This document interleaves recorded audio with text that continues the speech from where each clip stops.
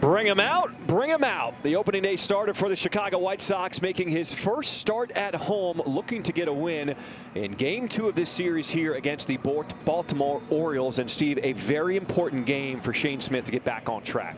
I think today's a big advantage for both pitchers in that hitters just don't like to see anything inside on a day this cold. If you establish the fact that you can get the first pitch over, you can eventually go deep inside and try to jam him. If they hit one of those, their hands are going to be singing to them for maybe the next 3 innings. First-year manager for the Baltimore Orioles, Craig Albernaz, got the win yesterday. A 2-1 win for the Orioles. A very low-scoring affair, dominated by pitching. As we take a look at the Orioles lineup here for Game 2. Taylor Ward, he leads things off in left field.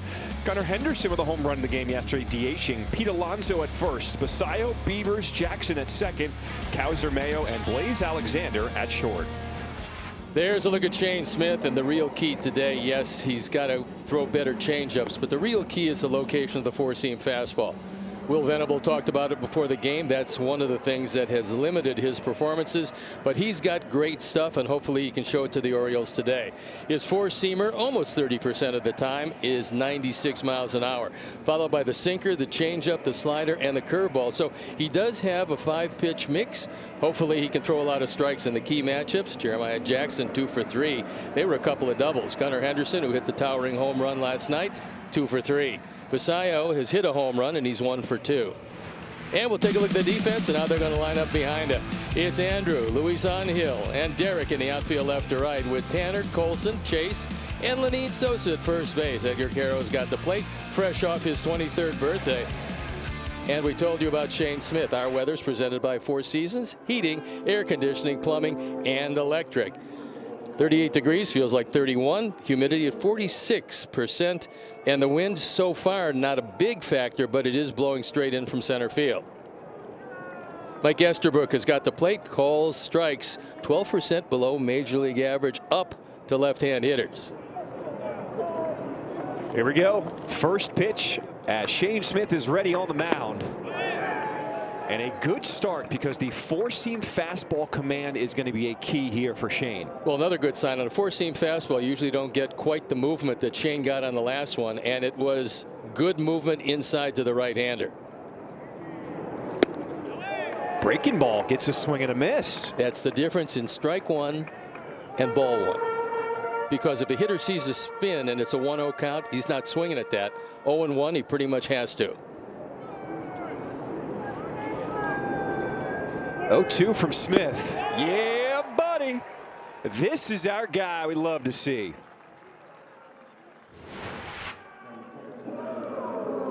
A fastball and 2 hooks, and if you get ahead again, you can make this pitch all day long. You can't hit it, you can't lay off, and a good way to start. It is time for our lines to watch, presented by Circa Sports. Sports betting the way it should be. We check out the odds for both starting pitchers' strikeout total today. Steve, Shane Smith already has 1. Yeah, I think I like both overs, but particularly Shane Smith, because looks to me like the curveball is very good. I figured he would really emphasize four-seam fastball location. That'll set up the outing.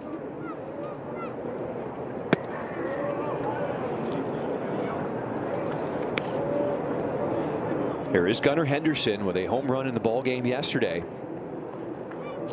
He now has 2 home runs in his last 4 games.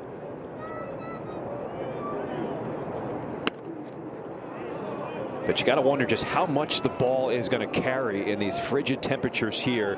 Sub 40 degrees first pitch time. The line drives are always going to go out in this ballpark. It still is a fairly lively park, but not real lively air today.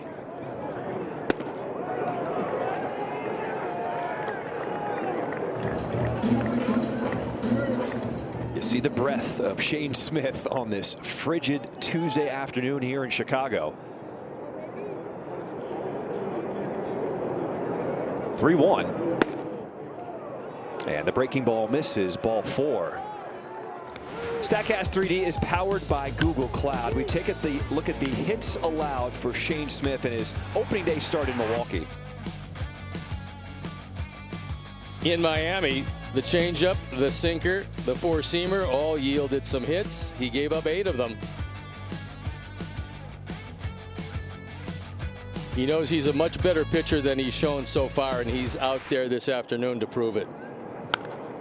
Steve, when you look at the location of those pitches that were hit, a lot of it catching the heart of the plate. Well, if you get behind, you pretty much have to use more of the plate. If you're ahead, you can use the corners. You got 17 inches to work with, and if you're going inside 2, outside 2, you got a chance. Down the middle, not so much. Facing Pete Alonso here. Shane Smith already 2 of 3 first pitch strikes. As the polar bear, not off to a hot season, just hitting above 200 here for the Orioles.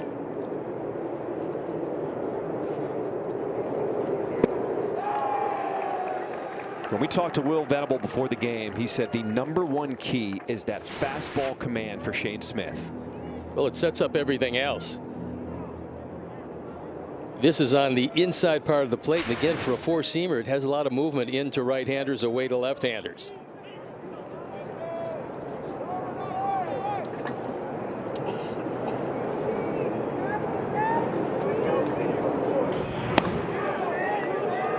Something that Shane Smith did work on between outings is his delivery, trying to clean it up, trying to make sure it's a little more repeatable, and trying to tap into what made him successful last year in his rookie season. Right-handers really need that. Left-handers more times than not use deception, but for a right-hander, repeatable motion is always the key. Whether it's a golf swing, a baseball swing with a bat, or the pitching motion, the more you can repeat exactly what you did on the pitch before, the more effective your command is going to be.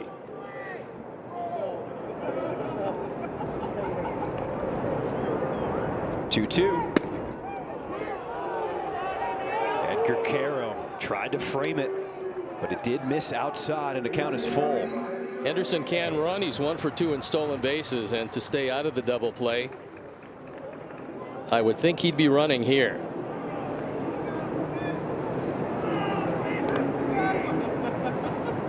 Henderson is off, and the pitch is fouled away.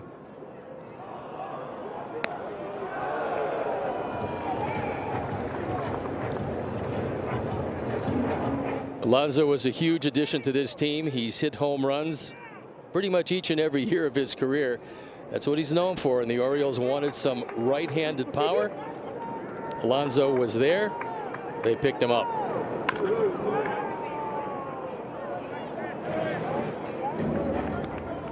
Since 2019, Aaron Judge, Kyle Schwarber, and the polar bear Pete Alonso. Tony right there along with Matt Olson.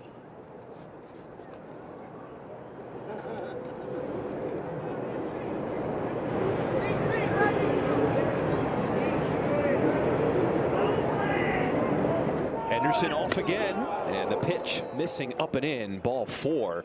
So back-to-back walks given up by Shane Smith. I would have loved to seen that in the zone, because Henderson didn't get much of a break at all. He did not read the delivery of Shane Smith, but it becomes a moot point as he walks 2 in a row.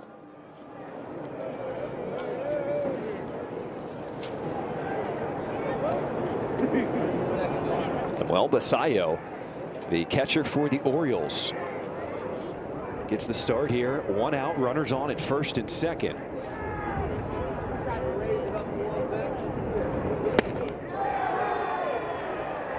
Like he was sitting fastball, and Shane Smith delivers the hook. That was a pretty good curve. So far, the best pitch he's had going for him. You love to see catchers hit the ball on the ground here, because 2 and out of the inning sounds desirable.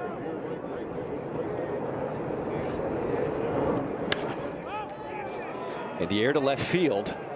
Long run for Murray at third, but he just cannot get there out of his reach.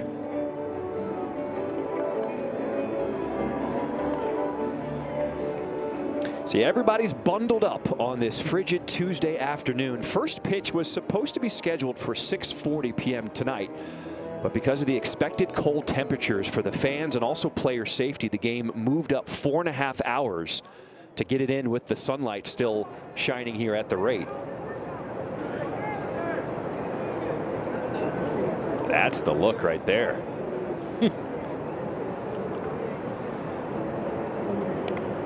0-2. Got it by him. Second strikeout for Shane Smith. So you see the difference between getting ahead and getting behind.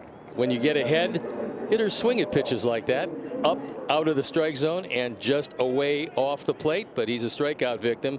2-2 so far. A couple of strikeouts, a couple of walks. There has never been a question about Shane Smith's stuff. It's all about the delivery and can he repeat it and get the ball in the zone.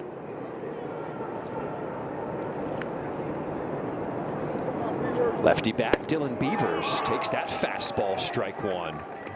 There's a whole lot of guys in baseball who are currently pitching that would trade their stuff for Smith's stuff. His stuff is overwhelming. The command of it in the zone and out of the zone when he gets ahead will determine just how successful he's going to be.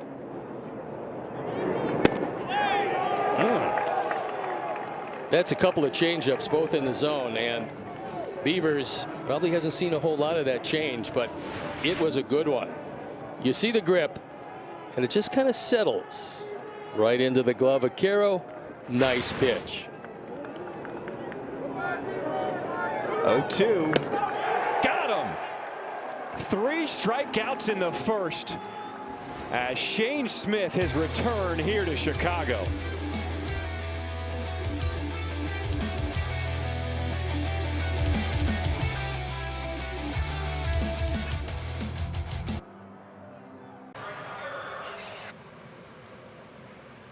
Lefty on the mound, he gets the day here. Chase Mydroff at the top. Lenine Sosa takes Murakami's spot at first base. Vargas, Montgomery, Caro behind the plate. Tanner Murray gets his first start at third. Benintendi, Acuna, and Derek Hills in right. There's a look at Trevor Rogers, who is one of the better pitchers around this year. Couple of starts, 13 innings, 1.38 ERA. He can move the ball around, throws a lot of strikes, and doesn't mind going inside to the right-hand hitter. So his four-seamer he leans on heavily, backed up by the changeup, the sweeper, the cutter, and the sinker. First pitch swinging, Chase Mydroff in the air to right field. And the catch is made there by Beavers. We'll take a look at the defense and how they'll line up behind Rogers. It's Ward, Cowser, and Beavers in the outfield left to right with Mayo, Alexander, Jackson, and Alonso. Samuel Basayo behind the plate. And we told you about Rogers, who burst on the scene last year and was brilliant.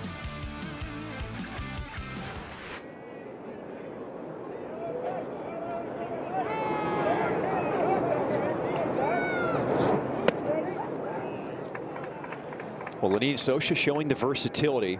He can play pretty much every spot on the infield as he gets the start at first base today. He's just looking for at-bats. He wants to get in that lineup any place he can. Flare to left field as Ward comes in and he makes the grab for out number 2. So Rogers, since May 24th of last year, the win-loss record really good considering the Orioles were not a good team last year. The ERA at 1.76, the WHIP below 1. That's outstandingly good. As you can see, better than Skubal, Skeens, Sanchez, and Horton. Those are pretty lofty numbers. It's really unbelievable what he has done. You can consider his story. Came to Baltimore in a trade with Miami back in 2024. To finish out that season, he was not very good. In fact, got demoted to AAA. Then he started last season on the injured list. And then when he got healthy in June, he just took off and was actually named the most valuable Oriole award voted on by the members of the media. But when you look at the numbers and realize how bad Baltimore played most of last year, it's really tough for most pitchers to pitch substantially better than the team is playing. Rogers was able to do it. That's what made it so impressive. His ability to go inside consistently on right-hand hitters is something most lefties don't do. Think about all the options the Orioles had in their starting rotation this year. For him to get the opening day nod was a big thing for him. The Orioles know they're in a tough division and they can't afford to get off to a really slow start. Hasn't been the start they quite wanted to this point. Good battle at the plate here for Miguel Vargas. Interesting thing is that it's hard to get inside left-hand pitcher to right-hand hitter. So there is some deception in that motion. We'll talk a little bit about that later because he gets a lot of strikeouts with less than overwhelming stuff. A strikeout there to freeze Miguel Vargas and end the frame. White Sox, it was a pitching duel last night. Threatened in the ninth, but couldn't tie it up, losing 2-1.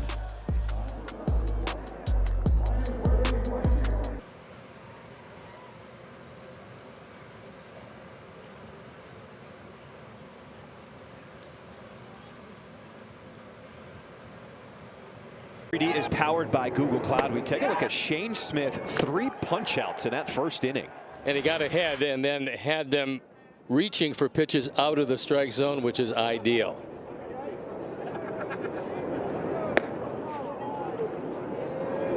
Coming into the ball game today for Shane Smith, he had a total of 8 swing and misses. He had 6 already in that first inning. He's got really good stuff today. This half inning is brought to you by Wintrust. Does it help as a starting pitcher coming home? Does that change the routine and get maybe back on track? Yeah, I think very much so. You just feel more comfortable in your home park. And Smith dominated here. So you have to believe after a couple of very tough starts on the road, he'd be happy knowing his next start would be at the home park. 1-2. Even his misses, they are not as big as we saw in the first 2 starts. Jackson has a couple of doubles against Shane lifetime.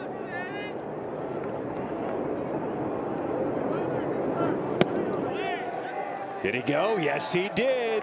4th strikeout for Shane Smith as we check in with Brooke for her scoop from the clubhouse. Earlier today, the White Sox, they announced that Brooks Baldwin elected to undergo UCL internal brace procedure on his right elbow. He had the procedure on April 1st, and that would actually end his season. When we talked to Brooks over spring training, he told us that this was something that was actually bothering him going back to last season throughout the whole season, and he was just trying to deal with it. And then it flared up at spring training, which eventually led him to going to the IL, guys. But, you know, talking about Brooks and the type of player he is, he's that depth piece. He's that Swiss Army knife that they really relied on him last season to play infield and even the outfield. So this is a big miss for the team.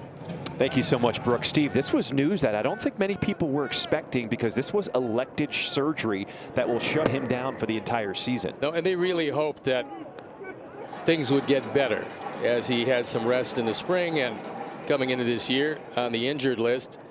But not much you can do. If he wasn't getting any better, and he wasn't, you then look for the surgical option. So a blow to the outfield depth, which has already been thinned out with 2 injuries early to start this season. As Colton Cowser steps in, 2 balls and a strike to count with 1 out here in this second inning. That hook has been working early. From the first one he's thrown today, that is his comfort pitch. And for Cowser, you just can't miss with the fastball. Take a look at the rotation and the break on this. It's sitting there and then just disappears. Not a whole lot of people in any league are going to hit that one.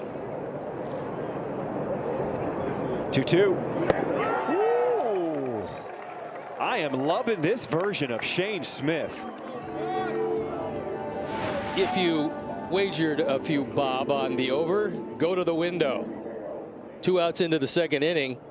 He's already at 5 strikeouts with a 4.5 over under.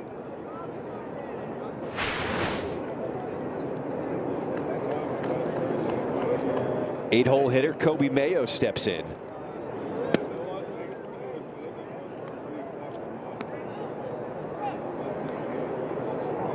How much also does confidence play into the effectiveness of a starting pitcher? I think it's pretty much the whole ball game. You have to believe you're better than that hitter. And as the saying goes, you're going to face Hall of Famers. I mean, there's some just great talents swinging the bat in the major leagues. And although you might not have a career like Ohtani, your philosophy is tonight's my night, not yours. Shane Smith falls behind 3-0, but it does appear like he has his confidence back. versus those first 2 outings we saw on the road.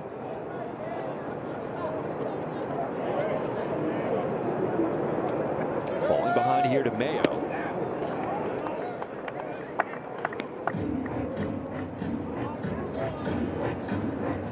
Sometimes it takes just going back to the drawing board.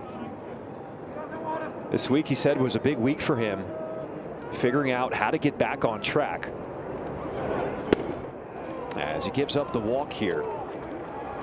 Rate is a proud partner of 2026 White Sox. The Rate app gives Chicago fans an all-in-one wellness app with tools to build financial strength and guidance for fitness and stress management. Feel better, live better, play better. So it's either been a walk or strikeout so far for Shane Smith. It's absolutely a game with no contact.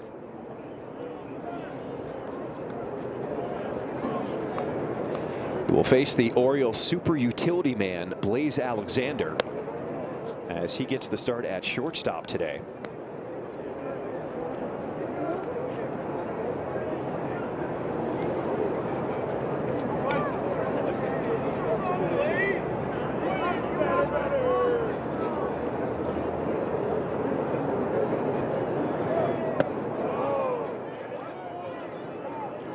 Looked at the numbers for Shane Smith heading into this outing. He gave up 12 runs in his first 2 starts.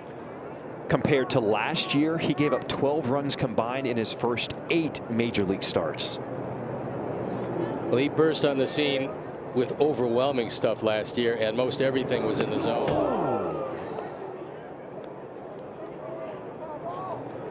That one hit the helmet of Blaze Alexander as Caro checked on him, and it looked like he said he was okay.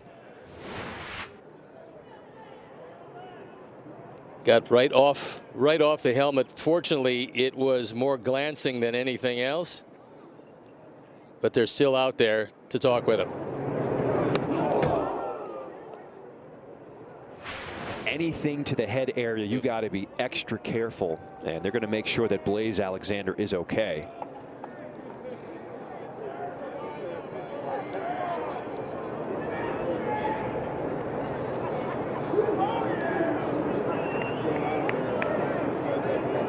Welcome back. Jason Bourgeois, former first base coach for the White Sox last season, now the first base coach for the Orioles this year.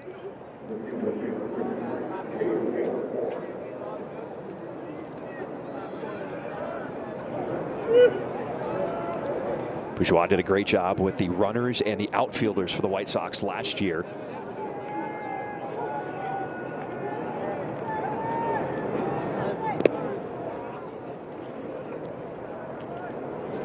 So a couple strikeouts to start this second. Now a walk and a hit by pitch will turn the lineup over to Taylor Ward. And one thing we know about Ward is that he's not going to swing at much of anything out of the zone.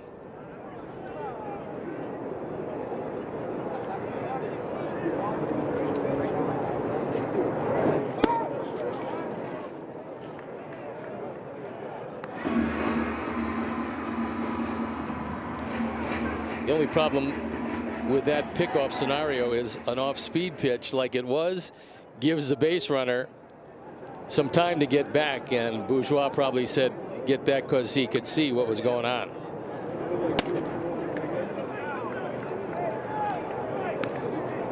Taylor Ward came into this series with the second lowest chase rate in all of Major League Baseball. He is your prototypical leadoff hitter who is going to make the pitcher work. He just doesn't swing too much. I mean, it's got to be in the zone, or more times than not, he'll keep the bat on his shoulder.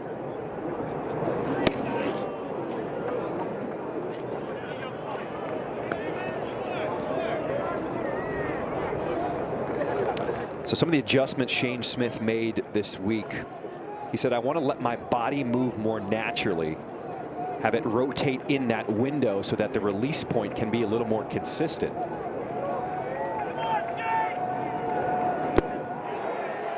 Got a chase there. Ward undoubtedly looking fastball all the way. Doesn't pick up the spin of this, so he's well out front. It's one thing to move your leg. If you move your hands, you'll get nothing in the swing.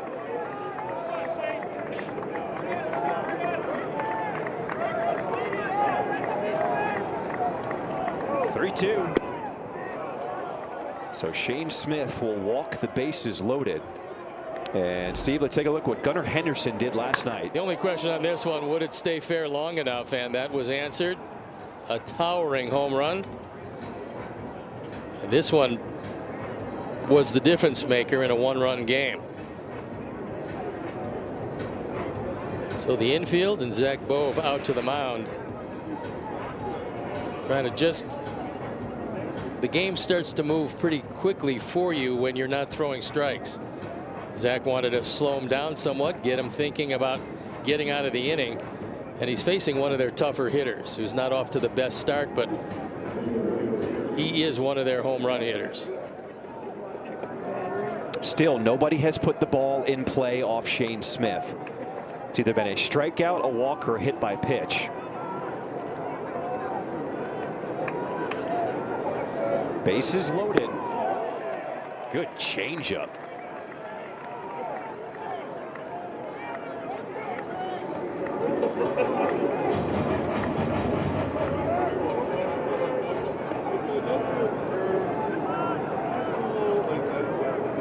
Two outs here in this top of the second inning. And Shane Smith a strike away from getting out of this jam. Back-to-back changes. It's worthwhile to use a face-high fastball here. It's unlike burying a slider into the dirt because face-high fastball is not going to get by Caro. Fans are already rising to their feet trying to cheer on Shane Smith. These are the real ones. When you show up in this weather, you should be applauded.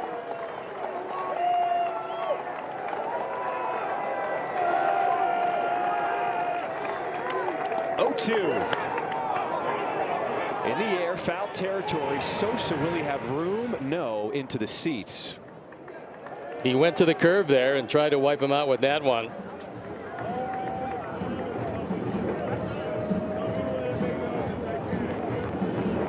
Henderson is a product of the Orioles farm system that was very productive.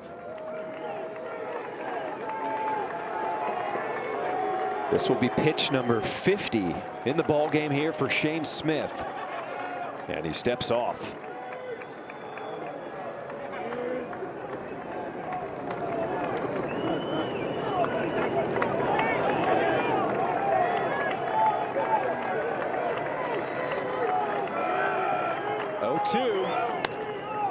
Drilled down the line, but yanked foul. So everything has been off speed to start this at bat to Gunnar Henderson. Do you sneak in a fastball or stay off speed here? I gotta go to a fastball because if it's a fastball called, most likely it's going to be called face high or right around that area. So far they have not thrown a fastball at all to Henderson.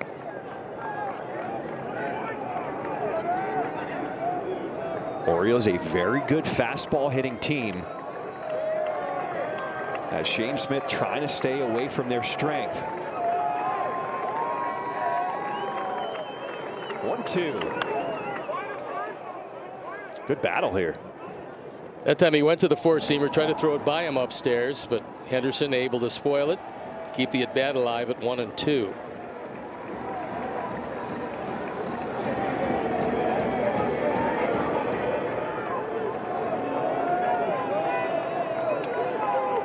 Bases loaded here in the second inning. And another one fouled away. So you can see versus fastballs, they hit him well. Versus changeups, they hit them better. But the slugging percentage on fastballs is substantially better. 5 pitches already fouled off by Gunnar Henderson. And a good job to snap that one that was spiked by Smith.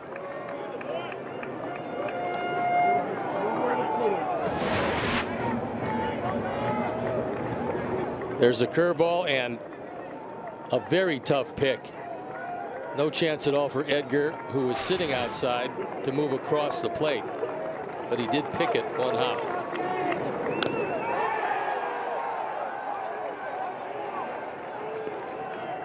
A lengthy at bat with 6 pitches now fouled off by Henderson. Starting to look like those Milwaukee hitters who kept fouling off pitch after pitch after pitch all series long. Shane Smith not giving in. Here's pitch number 10.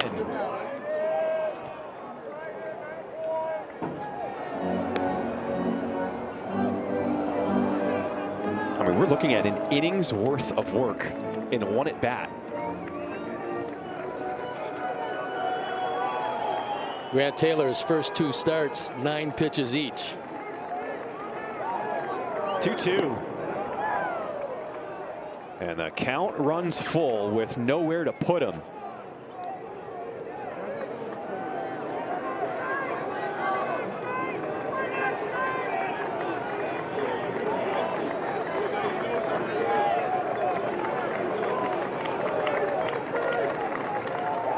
Pitch number 12. Got him! What a battle won by Shane Smith. He went to the straight change. 3-2. And guess what? Henderson wasn't looking for it. It's out of the inning with no runs scored.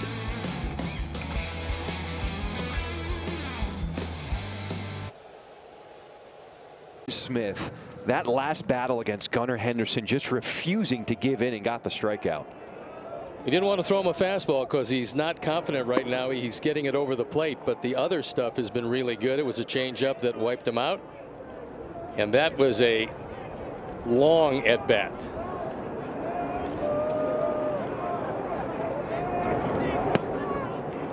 "11 batters faced by Shane Smith. Not one of them have put a ball in play." As the White Sox bats come up here in the bottom of the second, Colson Montgomery leading it off.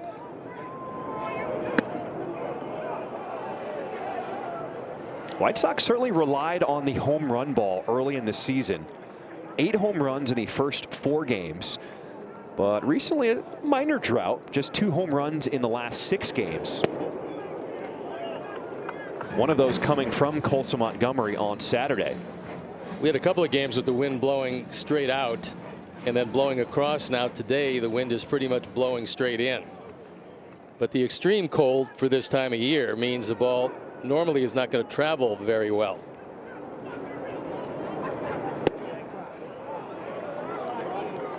The memorable moment presented by Prevagen, and it's the at bat. Strike 1. It's 0-2. Foul ball. It's hook. It's change. It's hook. It's change. A high fastball fouled away, and the at bat continues. Nice pick there by Caro. Tried to get him with the high fastball, and we get to a full count changeup, and it's bat over. We talked about that confidence piece. To be able to throw a changeup in that count with effectiveness, that's pretty confident. I'd like to see him go out this next inning, John, and try to establish the fastball, because right now that confidence on his four-seamer isn't there. That's why he went to all the off-speed pitches and eventually the changeup. Now, he did throw the fastball in the zone, but when it came to the time to go get him, it was an off-speed pitch. Caro lifts this one to right field. As we check in with Connor for some news and notes. Well, the Blue Jays have been rocked in the early going. Last night by the Dodgers, defending champs. Dodgers are 8-2 to start the season, and the Blue Jays 4-6. The Astros have been on fire. Everybody they send up to the plate's hitting the ball. For context, the Reds and Giants have combined to score 58 runs this season. It's been a slow start for Cal Raleigh, who finished second in AL MVP voting last year. Did hit his first home run last night. The Mariners are 4-7 to begin their season. All right, Connor, good stuff. Steve, the other thing we should probably put on news and notes, the weather and how it's impacting games all across Major League Baseball. This one, the start time was moved up 4.5 hours. The Guardians and also the Mets, they pushed their start up. So both of those games will be day games as well. And when you look around Major League Baseball today, 8 of the 15 games, start times could be colder than 50 degrees. Fly ball to right center field. As Tanner Murray is retired to end this second inning. It's been all pitching, scoreless after 2.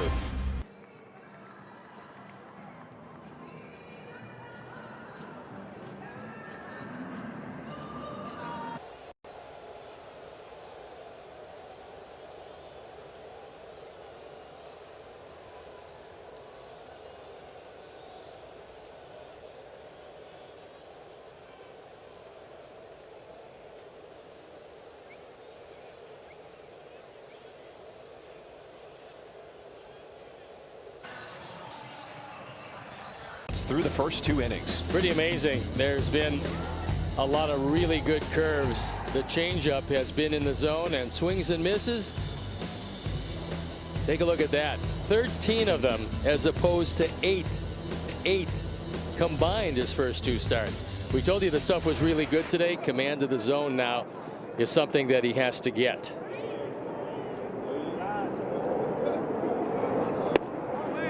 Curveball drops in, strike 1 to Pete Alonso. Steve, we're also going to keep a close eye on the pitch count now. That 12 pitch at bat, getting it up there as he's getting ready to throw his 60th of the ball game. He would love a fast inning. The only problem is with no contact, it'd be nice to see a ground ball every now and then, maybe on the first pitch, so you don't go deep into each and every count. 36 pitches a second inning and 2 so far here.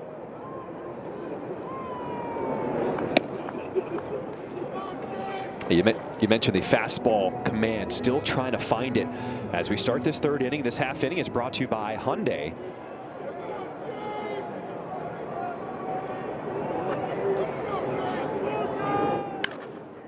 Ground ball, first ball put in play by the Orioles today as Murray the throw in time. Let's go to Connor. Let's get to know Shane Smith with this edition of Know Your Sox. He's a pretty big reader, and I asked him what the best thing he read this winter was. He said Hyperion. It's an outstanding sci-fi book. I think I can get him to read Dune before the year's over. If you couldn't get hurt, what would you do on an off day? He said kite sailing. Always wanted to try it. One common saying he cannot stand: it's just spring training. He's thinking, dude, I'm out here working. It's not just spring training to me. Interesting choices. Kite sailing, huh? Yeah. You're a really big reader as well. Anything you would recommend to Shane Smith? I don't know if we read the same thing if he's looking at sci-fi, but there's an author by the name of Ben Coase that I really like. Different scenario, a lot of intrigue. And it's been a while since he's put out a book, so maybe if it comes out another one, I'll suggest it to Shane. All right. Orioles catcher Basayo uses his time. He is 0 for 1 when he struck out in the first.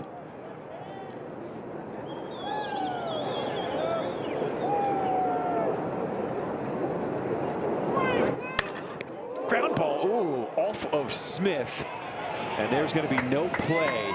And on a cold day like today, he is going to feel it as the Sox will take the walk and check on him. Yeah, Will's coming out, and you know that he felt that one. This is a rocket. Watch it again. It hit the leg that was actually behind him, which is kind of unusual, and a big sigh by Shane Smith, who's saying he's okay. Mike Estabrook is out there, wants to listen to the conversation.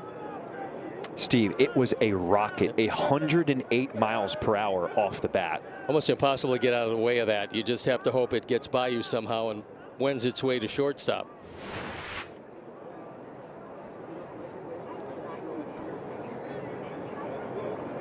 It hits the left leg, I think.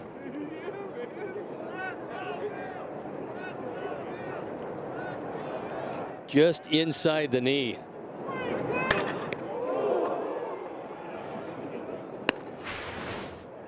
A crack off the bat and then a thud as it hit his leg.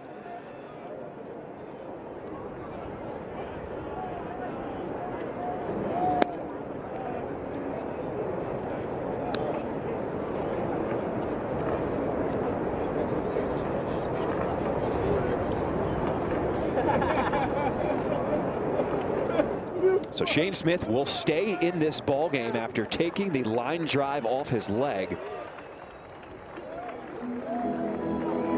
and giving up the first hit of the ball game.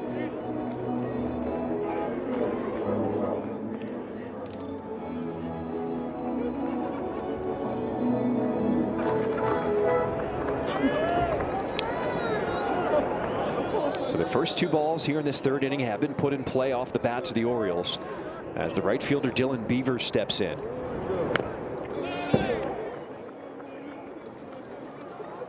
First time up, he wiped him out with a high fastball after getting ahead, and he got ahead with a curveball. So 0-1, much more desirable than 1-0.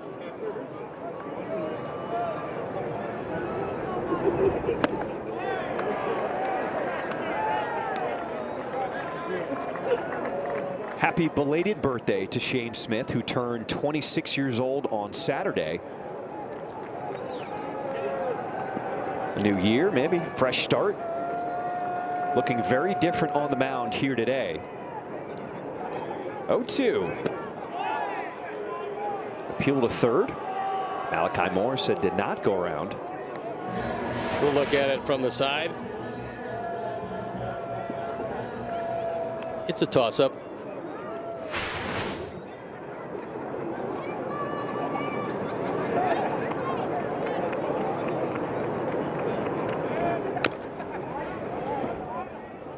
Join us at the ballpark on Friday, April 24th, as the White Sox take on the Washington Nationals at 6:30.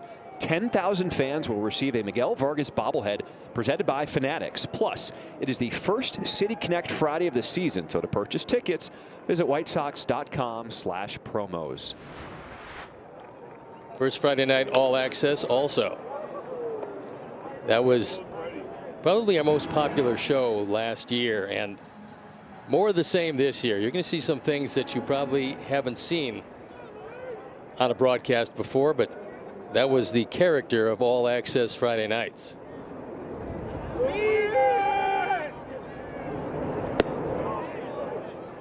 Huge credit to Chris Withers, our producer, but also Will Venable and his entire staff buying in, giving us the access, being on the mic during the game. You do not get that kind of access throughout the Major League Baseball season.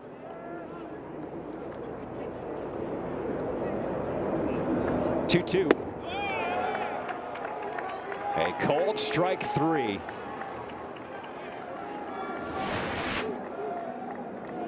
We'll take another look, and that's a fastball, and that's a good sign that he's getting the fastball in the zone. Beavers somehow thought that was not a strike. Either that or he was very surprised by not seeing an off-speed pitch.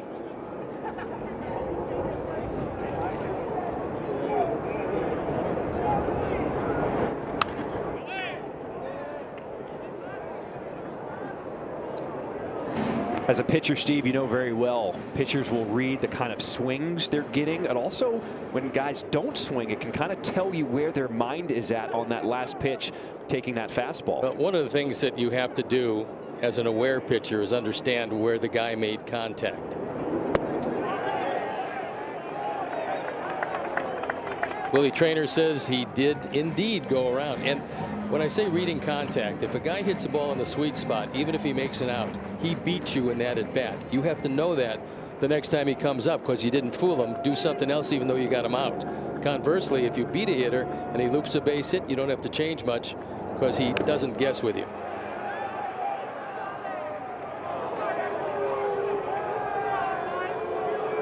Mike Estabrook, I think, said it hit the ground. Yeah, Caro tried to hold on to it. There's another curve. Good rotation, straight down break. He did tip it, and he did hit the dirt.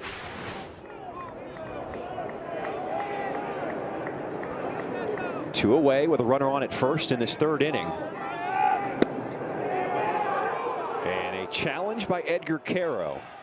The catcher is challenging the pitch. This is probably a touch off the plate. The pitch is the ball. And unfortunately, it was one of those. So down one challenge. And entering today, 54% overturned, but 60% by the fielders, which is the catcher.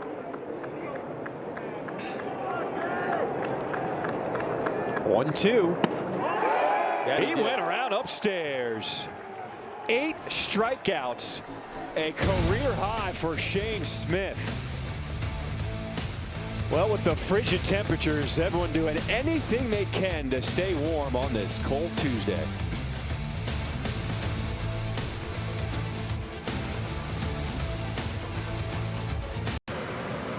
By Elgin Hyundai. The Guardians have won their game. They won it in the bottom of the 9th inning, limiting the Royals to just 1 hit. They won 2-1. The unders are very popular with weather like this. The unders and the ERA for pitching. Andrew Benintendi is going to get a lot more playing time in left field. He has been DHing recently. That was because of the injury to Hayes yesterday in the ball game. Dealing with a hamstring strain, trying to chase down a fly ball in left. And the White Sox do not currently have a timetable as to when Hayes could potentially come back. It's a tough injury to come back from, but you have to make sure you're 100% because it can easily happen again.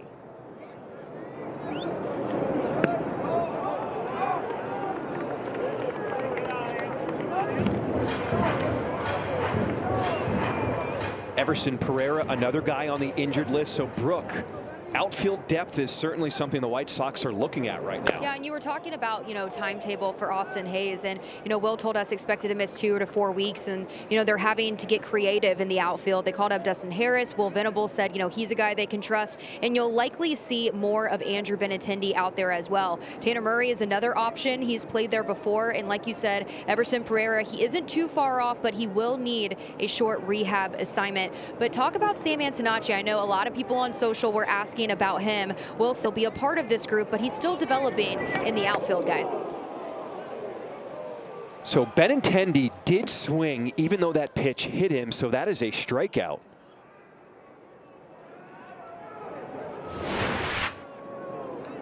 This is a 2-seam fastball. He wants to run inside, and Andrew was trying to get out of the way. He just started his swing and couldn't check it up and gets hit in the left shoulder.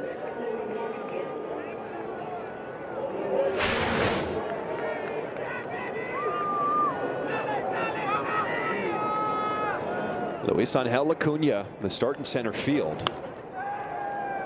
Just finishing on that thought from Brooke, Sam Antonacci is an infielder. The White Sox trying to get him more reps in AAA to try to convert him to see if he can also provide more outfield depth. Will said before the game that, look, he's only played 5 games out there, and even though they worked him in spring training a bit, it's not like a major league game, and it's not like playing in this park. So they want him to get a little more experience before they bring him up.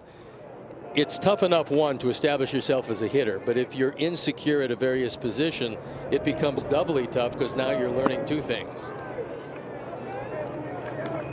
We knew the outfield was a big question mark in spring training, and with the injuries to Pereira and now Hayes, still leaves the outfield in very much flux.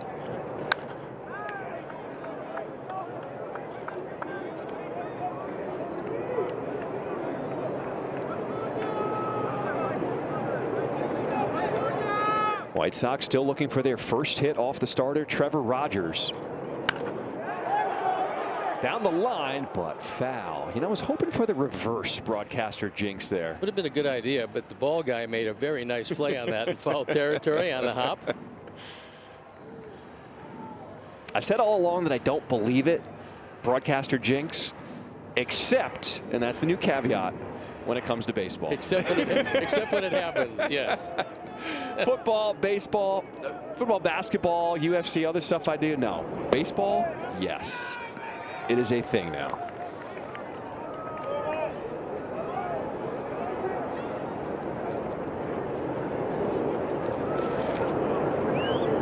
Two balls, 2 strikes. And the air to right field as Beavers, drifting to his left, will make the catch. We'll take a look at Rogers' fastball as opposed to major league average.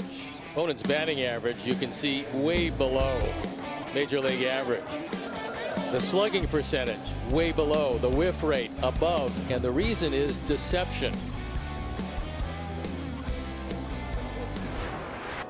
Hawk Harrelson would always talk about a hitter being a 56-foot hitter, 58-foot hitter. That means when you can pick up the baseball out of the hand of the pitchers. If you can become a 57, 58-foot hitter, that means you've seen the ball right away. And with Rogers, You don't see it until it's on the way. And that means you're not going to get near as good a swings. So the delivery drops his arm behind him, the high leg kick, and you don't see the ball until just about here.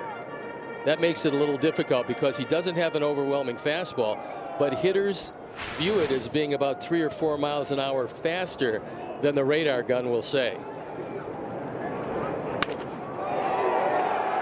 First hit of the ball game for the Sox. It comes off the bat of Derek Hill with 2 outs here in the 3rd inning.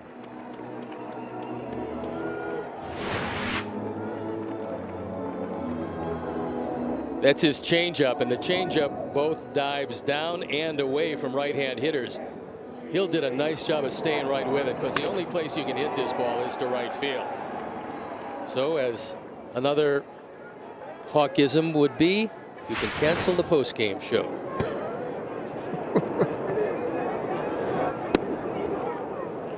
The other thing Trevor Rogers has working for him, his length and his extension at 6'5". With the deception, he's got a lot of tools in his arsenal.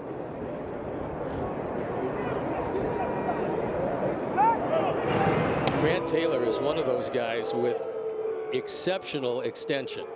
I mean, he's among the best in the league, which means the more extension you get, the later the hitter gets to see the baseball, and the more life normally the baseball has. And we've seen it with Grant. When he gets a fastball up in the zone, guys just can't square it up. Hill was off with the pitch, fouled off by Mydroth. Derek Hill's another one of those guys who will get more playing time with all the injuries to the outfield. You get a good jump that time. Not an easy thing to do against the left-hander unless you can pick up a pattern.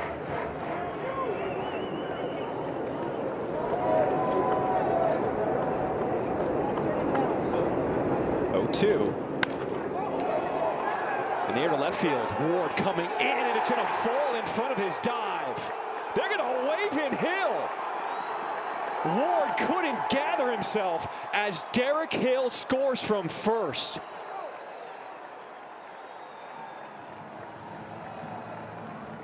Here's an example of keeping your eye on the third base coach the whole way. This is a slider inside, and Chase dumps it in front of Ward. So we'll isolate on Hill. He sees it right here. He knows it's going to fall. Now the question is, will it get away? And Ward could not get it back in. The green light all the way the first run of the ball game. Credit an RBI double for Chase Mydroth. Also credit third base coach Justin Jerschley. You could see the eyes of Derek Hill. He rounded second, picked up Jerschley the entire time with that windmill on. And that's all you have to do. Certainly take a look at him, and he's going to tell you everything you want to know.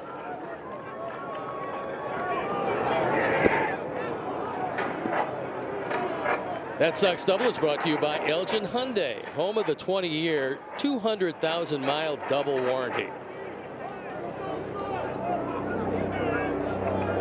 So back-to-back hits with 2 outs in this 3rd inning, and the Sox strike first.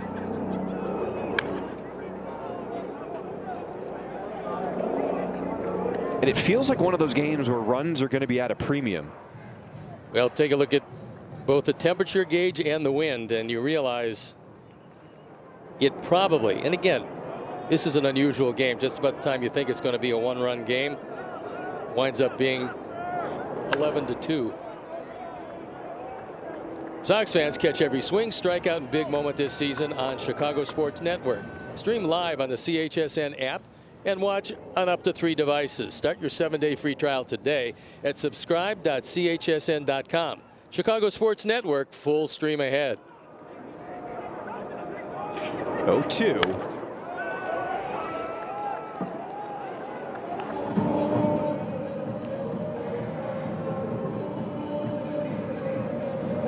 If you're in the lower deck, be alert for caroms on foul balls today, because the windows for the suites, they are all closed today. Nobody wants to let that heat out. Yeah, I can't understand that. I mean, it looks like a bright, beautiful day. Oh, it looks very deceptive. Catch a gust of that wind and you will soon find out.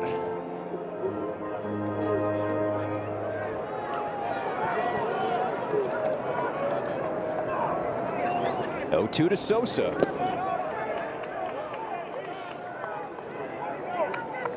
Nice stop by Basayo. Made sure that one didn't get away.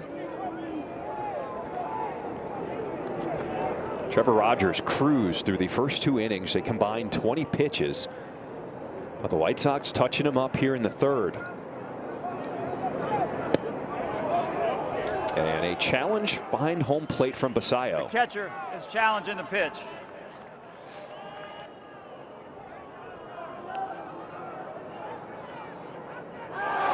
The pitch is a ball. So the call from Mike Estabrook is confirmed. And we said it's a lot easier for catchers. They're not going to miss much in and out. They've been missing up and down. That one just barely down and out of the zone, but it's 1-1 on challenges. Fly ball in a shallow center. Kauser's not going to get there as Mydroth pumps his fist and scores. Sox take a 2-0 lead.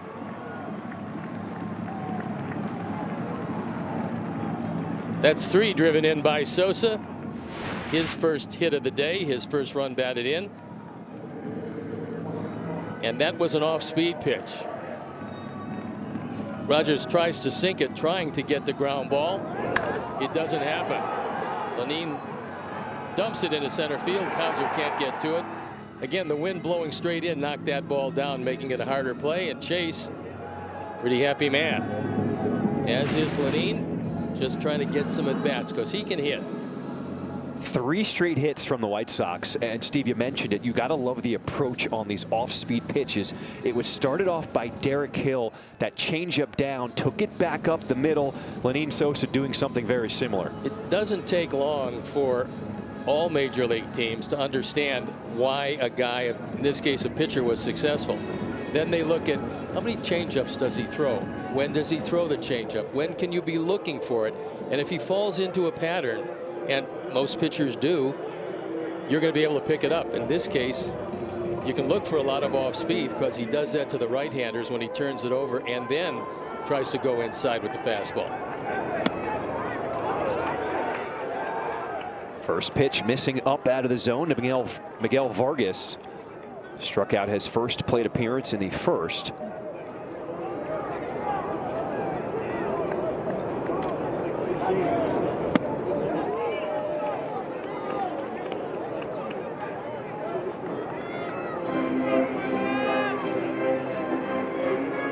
.29 pitches in this 3rd inning for Trevor Rogers. Well, he sailed through the first 2, and it's nice that the Sox are putting a little pressure on him this inning.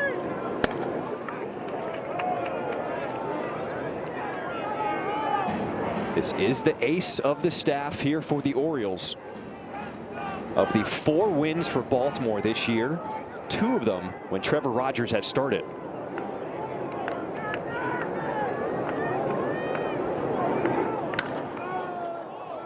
Popped up foul territory. It is Alonso drifting over near the railing and makes the catch. That'll do it for the 3rd, but the Sox take a 2-0 lead.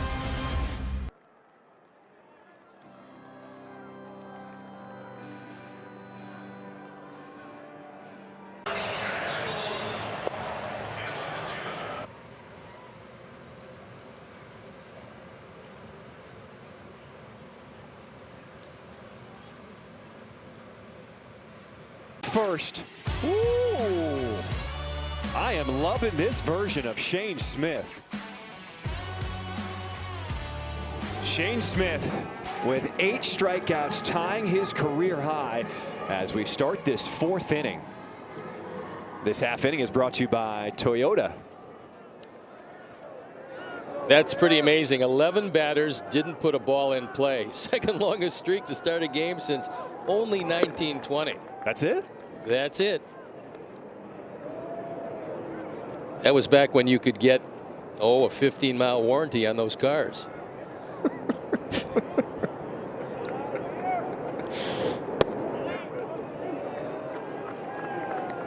One count here to Colton Kauser as the bottom 3 in the order for the Orioles due up here in this 4th inning. Kauser went down swinging on an off-speed pitch.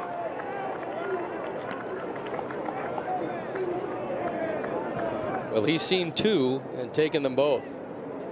Good time for that good straight change darting away from him. Got to be really careful to this guy with a fastball, because when you miss with it, that's the one pitch he really jumps on. He's got very fast hands. He does have some power, but the off-speed pitch to him has been mystifying.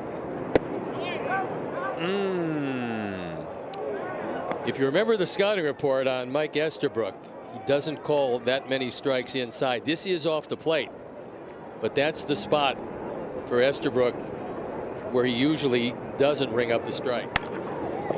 Grounded up the middle, off the glove. Smith gathers himself, and the toss in time to retire Cowser.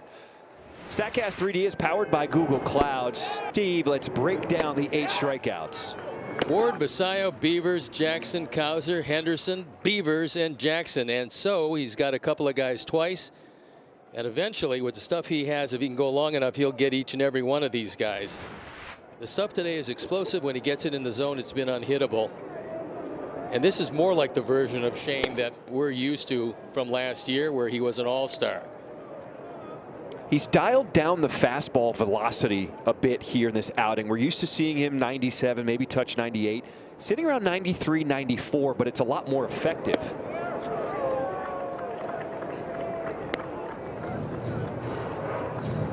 Also the cold weather. You don't get as loose, as hot.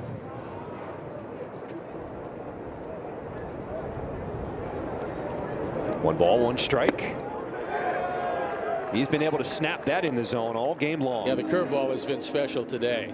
That's something that he'll go back. He'll look at the pitches he's made, and some of those curveballs, there's nobody who could hit him. 1-2. Tapper back to Shane Smith.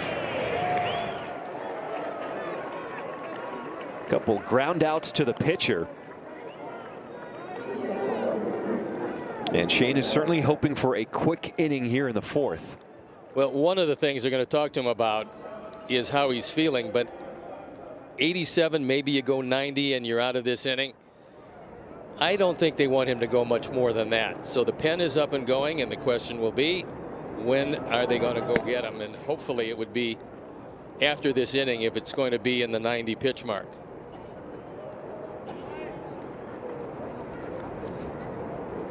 First time up for Blaze Alexander. He was the guy who got hit in the helmet with a pitch. Good to see that he is okay and still in the game.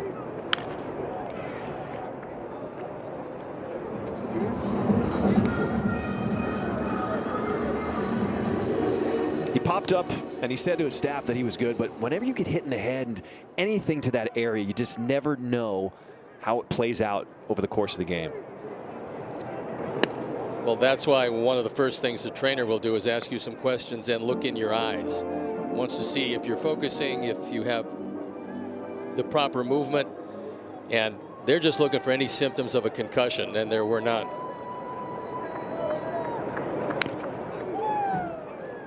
Shane Smith is a strike away from recording a new career high in strikeouts. Yeah, I also don't believe you're going to go much more than this. Pitch number 92 on the way. I think that'll be quite enough for him.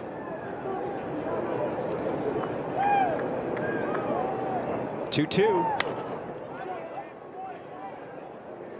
His career high in pitches thrown is 101 in a ball game, but this is just his 3rd start of the season. You're going to eventually get there. He's going to get to the point where I think he can consistently go in excess of 100. He's a big, strong young guy.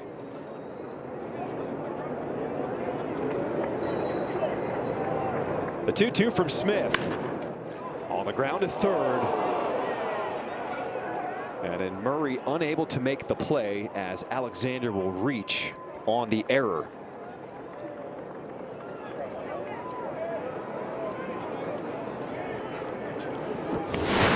We'll take another look as Murray glides to his left, and the ball just comes up and bites him.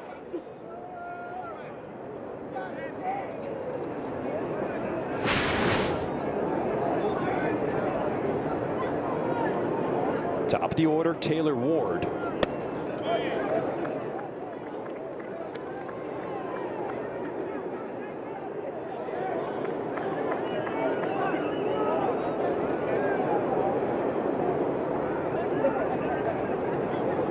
Ward 0 for 1, a strikeout and a walk.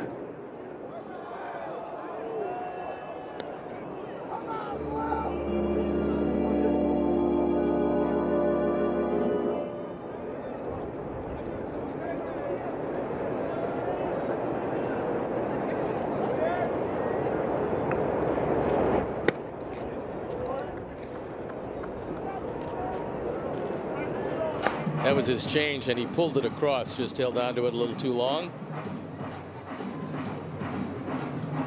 Was that second inning that ate up a whole lot of his pitches, 36 of them in one inning.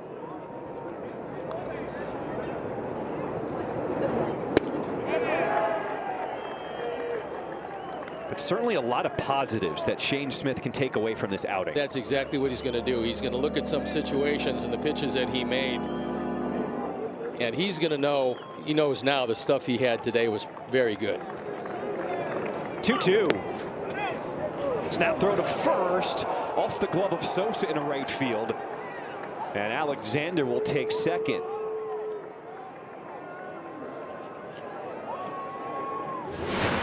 Two errors in the inning, and it's going to be real tough to get Alexander anyway. That's probably a throw you don't want to make there, but Edgar's had a lot of luck picking off base runners on secondary leads.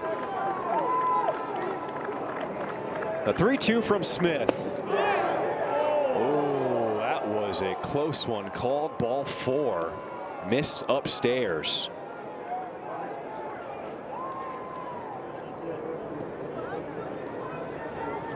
And that's going to be it. 99 pitches. Most of them very good. Shane will not be happy with the abrupt exit in this one, but you said it, John, and it's true. He's going to have a lot of positives to look back on this performance. So as he walks out, we'll step out and we'll be back.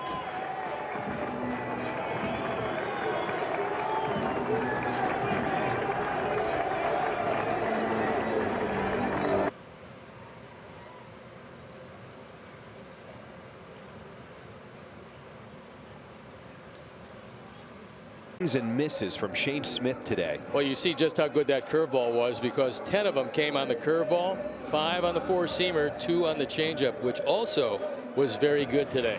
A much improved performance for the young man who was a #1 starter of this team. And Sean Newcomb comes on for the 5th time, ERA of 4.5, and you got to retire Gunnar Henderson.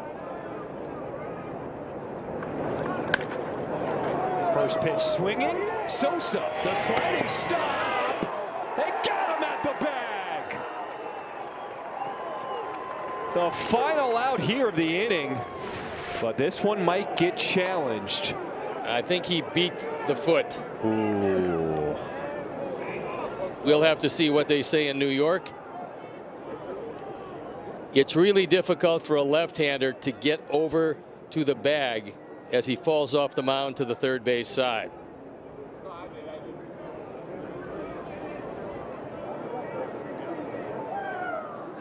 Also a dangerous play. There's no doubt. You see a lot of separated shoulders, some elbow issues. And that's exactly what Henderson wanted right away. So this Northwestern Medicine Manager's Challenge, we're taking a second look at the play. It's always a good idea to get a second opinion. Get yours at Northwestern Medicine. Not only does it increase the chance for an injury, you actually get to first base slower on a dive than you do standing up. But instincts just kind of kick in. Yeah, to me, the only time that you go head first into first base is to avoid a tag. And if you're observant, and a lot of runners are not, you keep your eye on the first baseman. If he starts to shift, you just maybe dive to the other direction as the first baseman shifts. But to make that play, you have to be aware of the movement of the first baseman, and a lot of guys are so intent on the bag, they don't pick it up right away.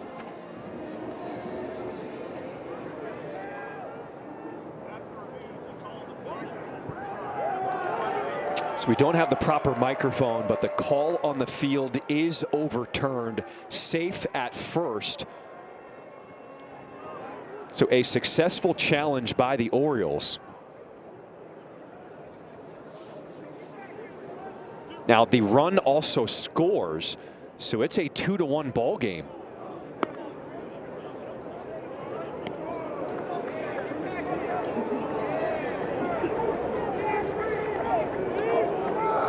No, they're going to send the runner back to third, so the run does not score here. That's Alexander, and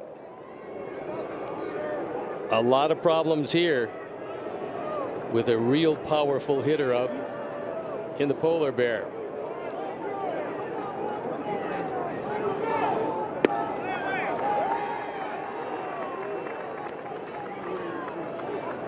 How about the short sleeve look for Sean Newcomb on the mound in this weather? It's like an offensive lineman. When you go out there, you just got to show your toughness.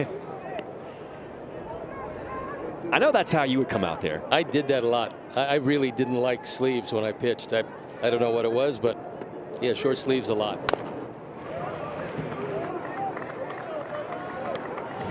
Of course, then again, you know, I played in the Ice Age, so you had a lot of opportunities to do that.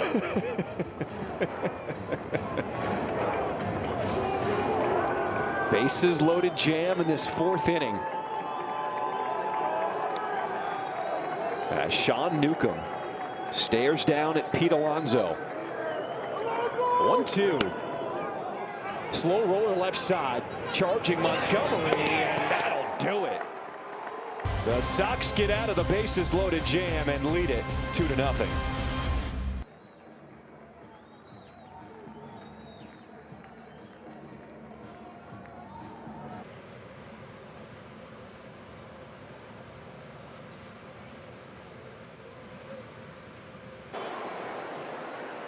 Hero of the game. Today we pay tribute to Vietnam veteran Specialist Frank Amato of the United States Army. Our thanks to Frank Amato, highlighted as our hero of the game as we start this home half of the fourth inning. Colson Montgomery will lead things off for the Sox. This half inning is brought to you by Davis Law. One of the things you're seeing this time of year is the shadows will creep across home plate a little earlier, and they're getting there now. You see it? Shadow of the stands creeping across home plate, so the visibility until things even out not going to be great. Sayo apparently is having an equipment failure. Trying to figure out if PitchCom is working in his ear. All right, while we have this break in the action, take advantage of one of our best offers this season. Get 1 ticket and 2 beers to select games starting at just $24 with Miller Lite Baseball and Brews. Now, you must be 21 and over with a valid ID. To purchase tickets, visit whitesox.com/brews. Now, that is the look. The pullover with the Miller Lite in his right hand. Staying warm. And the hockey jersey.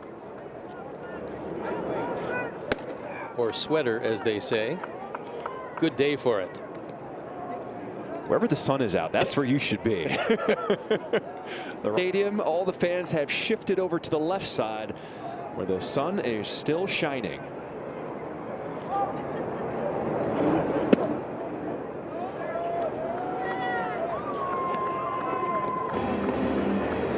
Colson Montgomery taking that close pitch. Count is now even here at 2-2.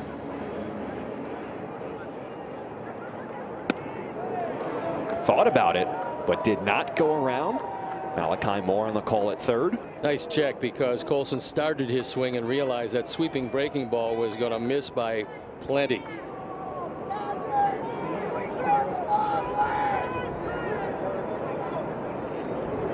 Three-two. Strike three. This Thursday, all 3 hometown teams take the stage live. The Bulls, the Blackhawks, and the White Sox games in one epic night on Chicago Sports Network. With the CHSN app and All Access plan, you can stream every game live, even at the same time, across 3 devices. 3 teams, 1 stream-packed night. Chicago Sports Network, full stream ahead. I know Shane Smith did not go as deep into the ball game as he would have liked, but so many things that he showed us today were really encouraging. including the fact that the Orioles did not hit a ball out of the infield against him. This one off the bat of Edgar Caro, as Ward, drifting back in left center, will make the grab for out number 2 here in the 4th.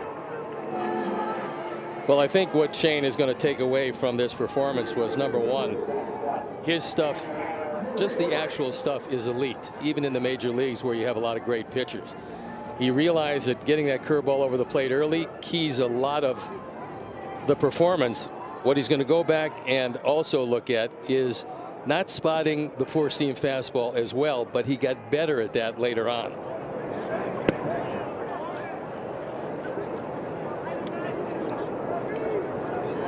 Well, the runs for the White Sox, the majority have scored in the first half of the ball game.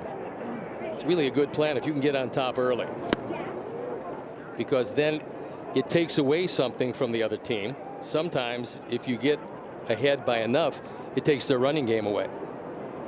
You would also say that as a former starting pitcher. Oh, yeah. Score a lot early.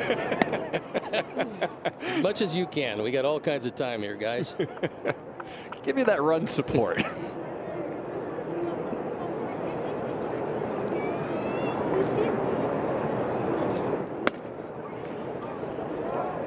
Tanner Murray takes that pitch outside. 3 balls and a strike. Well, this is a good time to pick up Murray's first hit of the year, because most likely he's going to get a fastball. Rips it down the line and left, but just a little too out in front. Steve, you're on it. But I didn't expect him to pull the ball that drastically. No, he hit it right on the button looking for a fastball, got the fastball, and hit a rope, but it just hooked foul.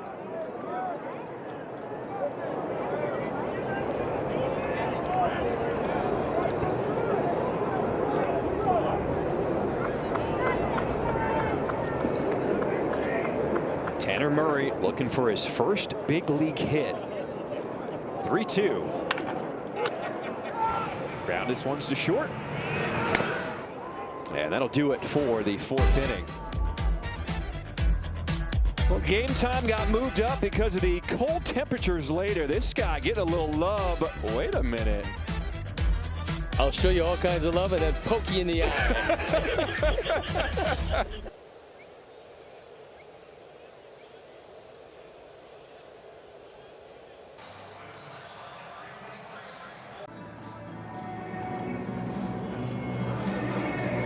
Top of the 5th, we go here at home in Chicago. This half inning is brought to you by St. Xavier University. White Sox looking to even up the series after the Orioles taking game 1 last night 2-1. Sean Newcomb did a nice job getting out of a bases loaded jam to end the top of the 4th. And it was Basayo who hit a line drive off Shane Smith that he's probably going to feel for a couple of days. That last out by Newcomb, he retires Alonso. Remember that one to end the 4th inning, because that could be, and was at the time, the key at bat of the game. You get a power hitter, run producer with the bases loaded, and you leave the bases loaded.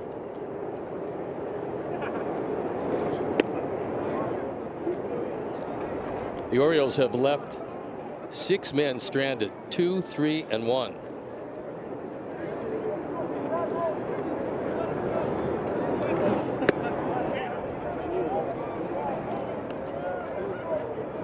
Nine through 4.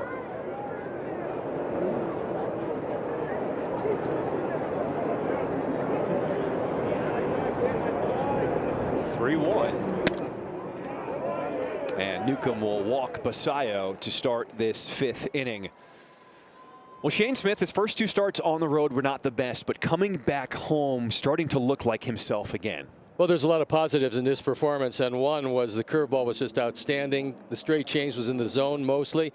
He'll work on that fastball, but we saw signs that it's coming around, and this should give him some of the confidence that maybe the first 2 might have taken away. Certainly hoping he doesn't feel any effects of that line drive he took off his leg. Shot to center field. Acuna charging in, but will not get there in time as Beavers A single, and the first two Orioles will reach here this fifth inning.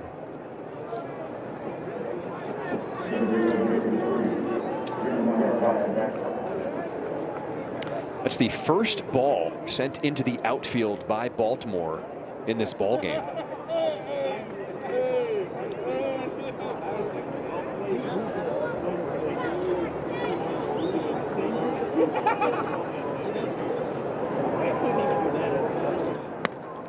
Well, Jeremiah Jackson is sure happy to see Shane Smith out of the ball game.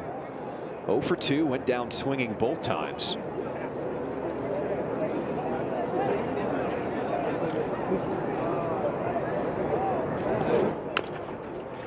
Tapper barehanded by Newcomb, thought about going to second, but makes the wise decision and gets the out at first. Well, to start with, he didn't see anybody at second base, so he thought about it. It was a good grab barehanded, and he thought about getting the force at second. But you see, as he looks there, there's nobody there. You're left at this point with just one play. That's the first base. He might have gotten the out. However, you open yourself up to a huge inning if you don't get it and leave the bases loaded with nobody out. Follow our Sox at ChicagoSportsNetwork.com, presented by Nationwide Insurance agent Jeff Vukovich. Get to enjoy knowing the Vuk as much as you do the jingle at JeffVuk.com, because Nationwide is on your side. You also think about where his momentum was taking himself. He would have had to really fire a risky potential throw to second as he gets the out. So Ryan Mountcastle is the pinch hitter at the plate. They've been stashing him on this team, waiting for some lefties, and he comes into the ball game.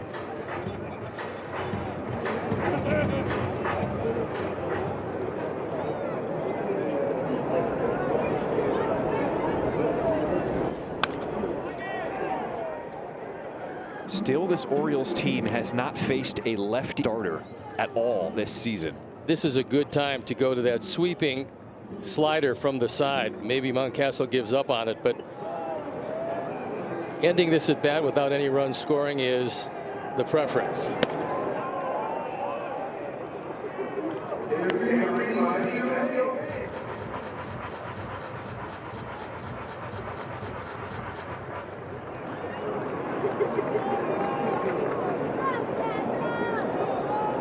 Two.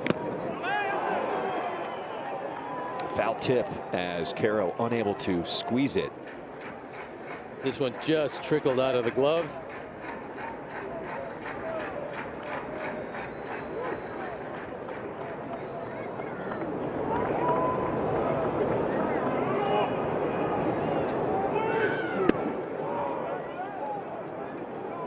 Mountcastle had a couple of hits yesterday and didn't hit him very hard, but he hit him in a good spot.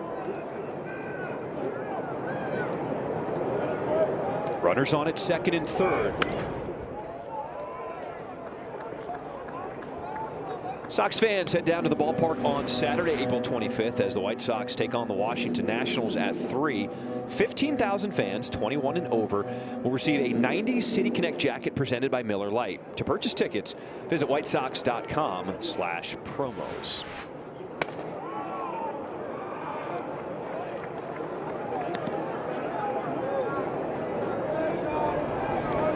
Newcomb will regroup on the mound, fix the rubber.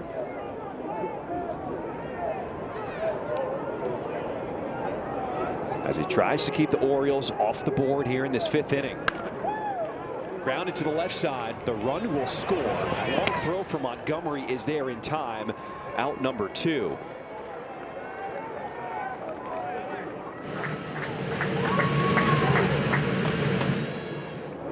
That's the first run of the year Mountcastle's driven in, and in order for this team to be improved over last year, they've got to get some run production from the big right-hand hitter.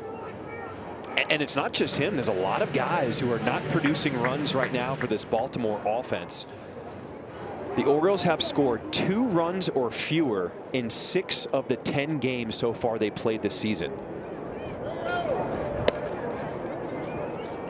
And when you spend the money in the offseason to get big bats like Pete Alonso, you would expect this would be a little more explosive lineup. Well, the Polar Bear is going to hit. I don't think they're that concerned about him because he's hit wherever he's been, and not the easiest place to hit in is Met Stadium over there because it's spacious dimensions. The ball doesn't seem to carry all that well, and yet he still was a prolific home run hitter.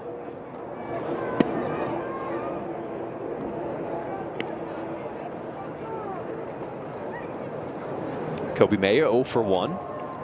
Walking a ground out in the 4th.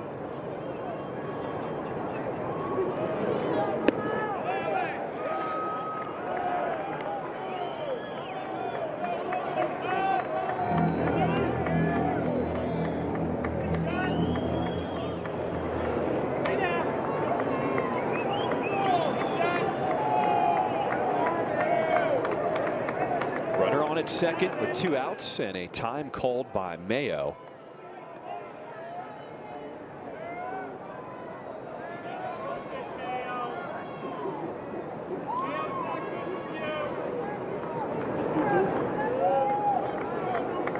Two. Got him swinging it with the high heat. But the Orioles get on the board. They score 1. And the Sox lead it 2-1.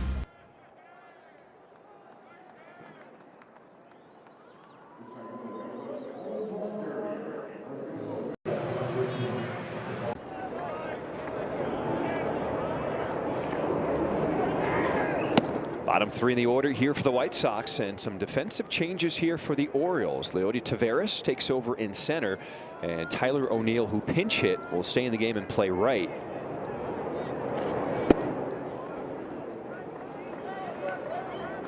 See how difficult it is right now to pick up the spin. You're just not seeing it very well with this visibility. As long as it lasts, it's going to be a big advantage to the pitchers.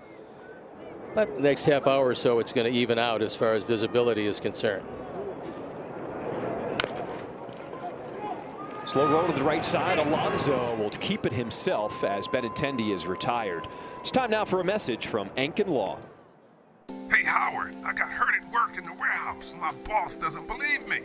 Ankin Law has over 100 attorneys and staff ready to work for you. If you've been hurt on the job, in a car accident, or suffered a medical mistake, call 312-6-million. Well, it's been a lot of moving pieces for the pitching staff for the Orioles already this season. Zach Eflin, he has been placed on the 60-day injured list now. He's been experiencing right elbow discomfort. He's now actually traveled to Dallas for a second opinion because the fear is that his season could potentially be done if he needs Tommy John.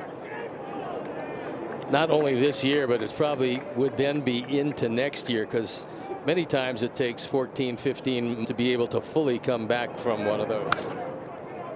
The guy they called up yesterday was Brandon Young on the mound, got the win for the Orioles.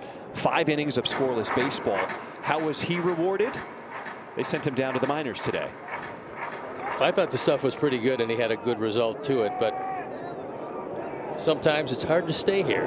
It's very hard to get here. Acuna will shoot this one to right center field. Takes the wide turn and comes back to the bag as he picks up his first hit today. From Rogers, he tries to sink this away, but it gets up a little bit higher than he would have liked. Acuna drills it in the outfield, thinking about 2 bases, and it's one of the things that is a point of emphasis for Will and his staff with this ball club all spring. You're thinking about 2 when you leave the box, and the only way to make it a reality is to go as hard as you can to first base. They'll shows bunt, a lot of movement on the infield for the defense.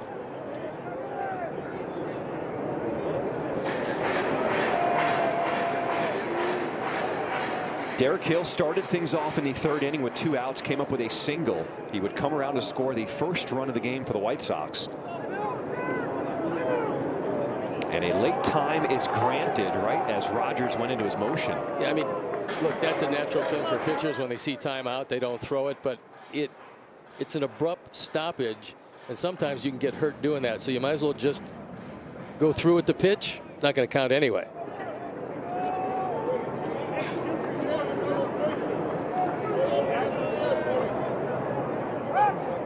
Move over to first.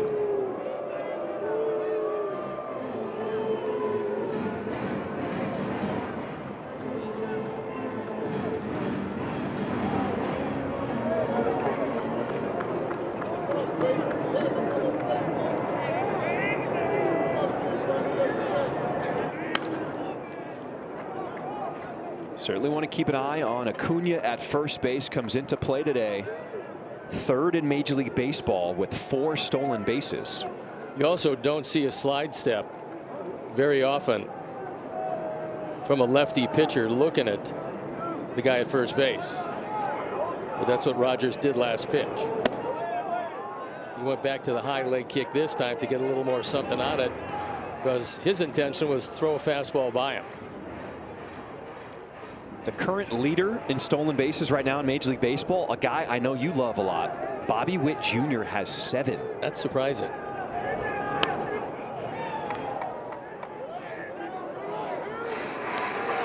You will see a lot of him this season in Kansas City as the White Sox take a trip after this homestand is over. It's a 4-game series, I believe, with Kansas City. He's not off to the kind of start they would want. 2-2.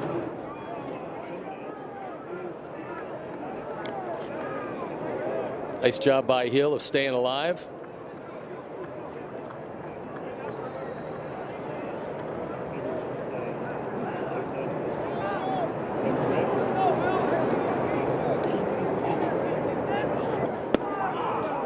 And the fastball in there, called strike 3.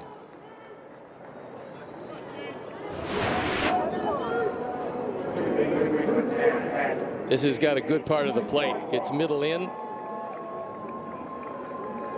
And Rogers says that he can go inside consistently to right-hand hitters with a less than overwhelming fastball. Lineup turns over for Chase Mydroth as Acuna back to first easily.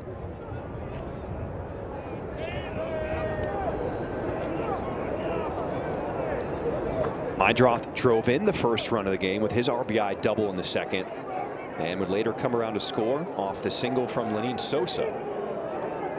He's given you a pretty good at bat just about each and every at bat for Chase in the early going.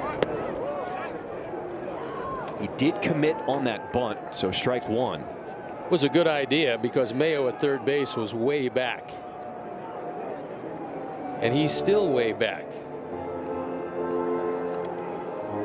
That was one of the points of emphasis in the spring. When you step up to the plate, read the defenders. Where are they playing? Do you want to take a bunt and get an easy infield single?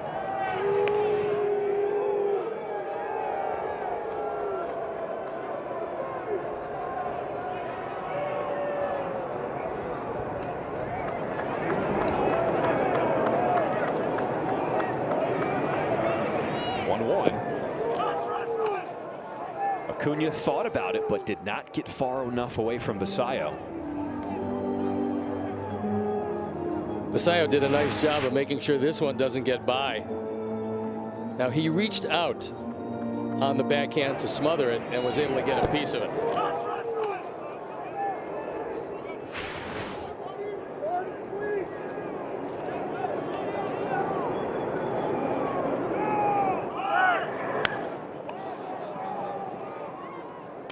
And Basayo's a large man, 6'4", 250. But he showed the agility behind the plate there for the Orioles. Well, he's a pretty good defender, and the way he swung the bat a couple of times today, it looks like they've got themselves a pretty good catcher, but he's going to be backup. This is a team that plays their #1 quite a bit. Runner goes, second baseman out of position covering the bag, and Mydroth a single into center. Acuna ends up at third, and the Sox have something cooking here in the 5th. Chase Mydroth in the early going has been on a whole lot of pitches, and this one he lines to right center. The beauty of it is, because Acuna was running, it pulls Jackson out of position and he hits it in the vacated right side. So runners at the corners.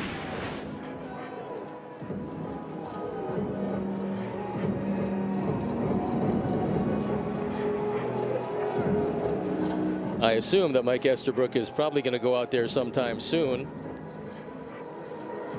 to break up the conference. Here comes Mike.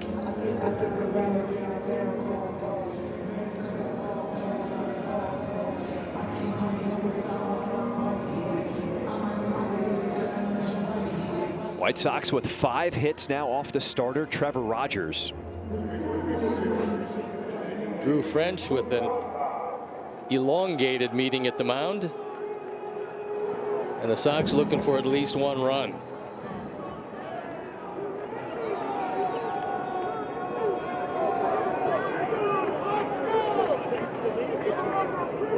Lenyn Sosa with runners on at the corners. Swings over the top of the breaking ball, strike 1.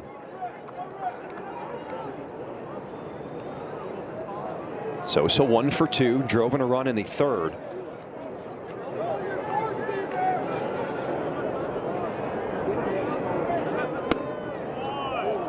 High strike called, and it's 0-2. You only have 1 left, and you don't want to use it on that one, even though it wasn't a strike.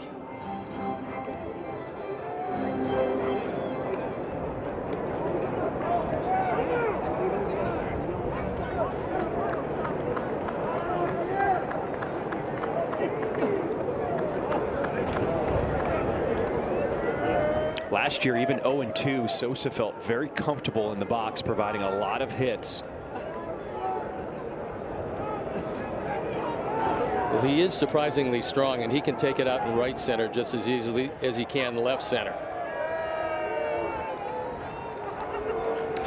The fans a little unhappy as a bird had settled around the plate and Mike Estabrook shoot it away. Creates a lot of foul balls.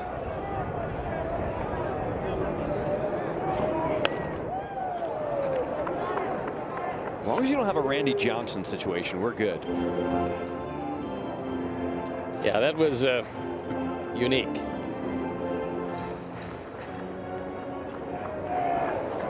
The Birds looking for some sun to find some warmth as well. Maybe off to the concession stands. The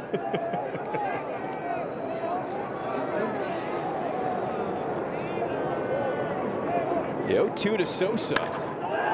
Drills this one to left field as Ward, a few steps back, will grab it to end the threat here in the 5th. Sox lead it 2-1.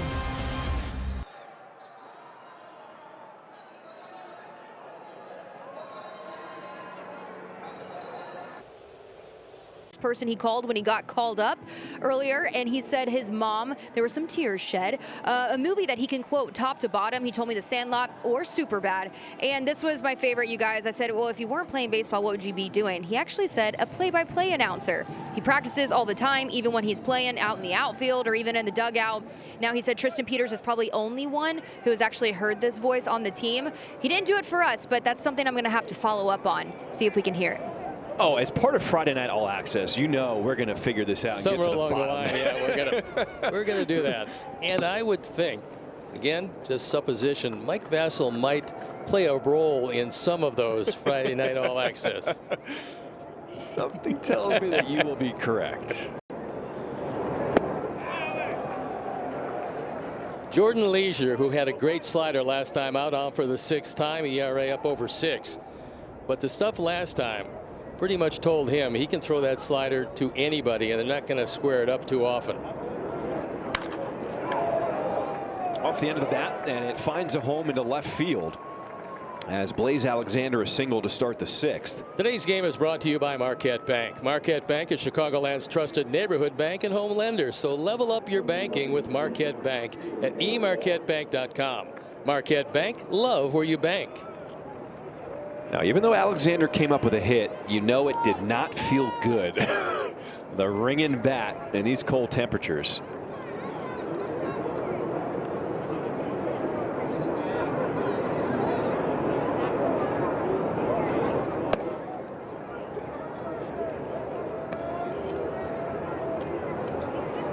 Top of the order is Taylor Ward, 0 for 1 with a couple of walks.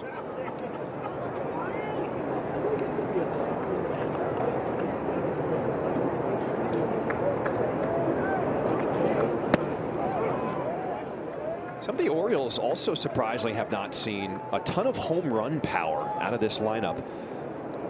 As a team, the Orioles have hit 7 home runs. Only the Padres with 5 and the Giants with 4 have hit fewer home runs this season.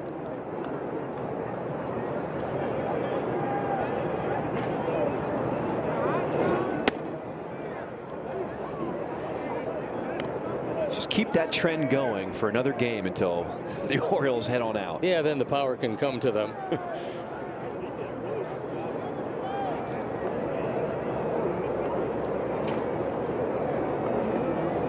2 balls and a strike.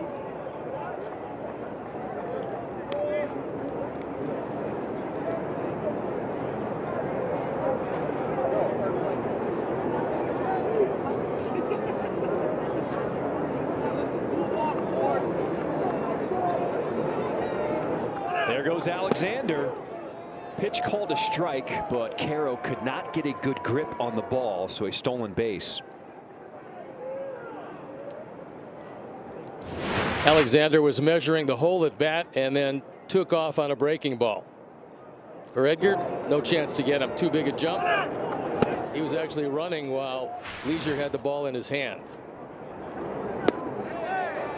Leisure comes back, gets the strikeout, and we check in with Connor. Early in 2025, Gunnar Henderson dove for a ball and hurt his shoulder. He played through shoulder impingement the rest of the season, couldn't get his swing where it needed to be, and that's evidenced here by his inability to do damage in the meaty part of the strike zone. The hope for the O's now is that he's healthy and that Henderson can get back to the player he was in 2024. He still ended up in a 3-way tie for most homers on the team last year, but with just 7 fewer than he hit 2 years ago. So many young stars on this roster for the Orioles as Gunnar Henderson leads that bunch. Adley Rutschman, one of those young guys who's had a couple of slumps the last couple of years, but has looked better this year.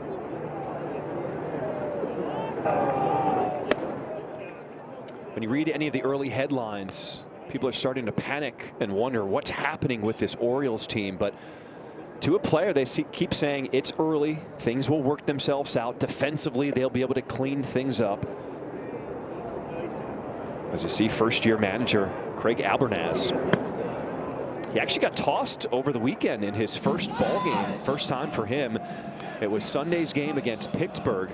Was unhappy. Felt like the opposing team, the Pirates, were quick pitching his guys, not allowing his batters to get settled. Had a few words for the ump. The ump said, okay, enough. He kept going. And he got tossed. Enjoy your office in the clubhouse, and we'll see you tomorrow. Sometimes guys can do that as a message, maybe just kind of shake up their team a little bit, get them playing a little better.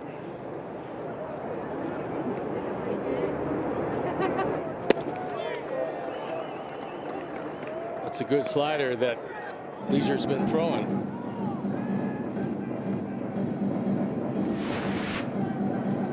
If you believe you can get it over, it's a beautiful time for an off-speed pitch at 3-1.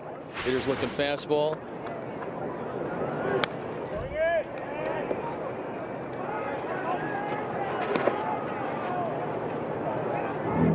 Anthony Nunez loosening up in the Oriole bullpen.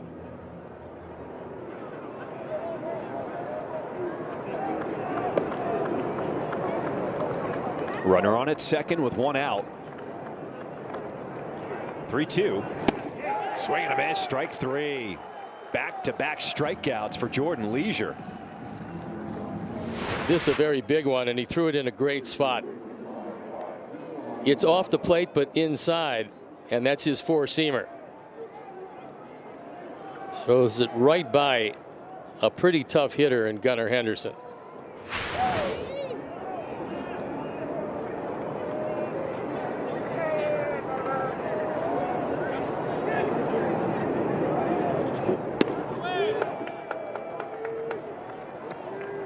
Pete Alonso, one of those guys quoted in the media earlier this week, saying just because you have a slow start doesn't mean anything towards the end. There's plenty of teams that have proven that over the course of time they can do big things. Score big on authentic gear at MLBshop.com. From official jerseys and memorabilia to hats and hoodies, we've got the season covered. Visit MLBshop.com/White Sox, the official source for your Chicago White Sox gear.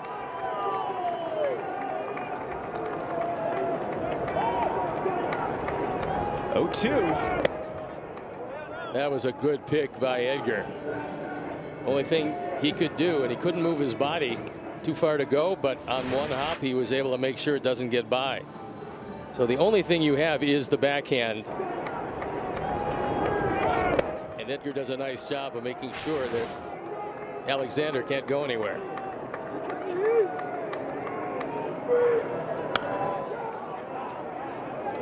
Pete Alonso's former team, the Mets, one of the games that was moved up due to weather.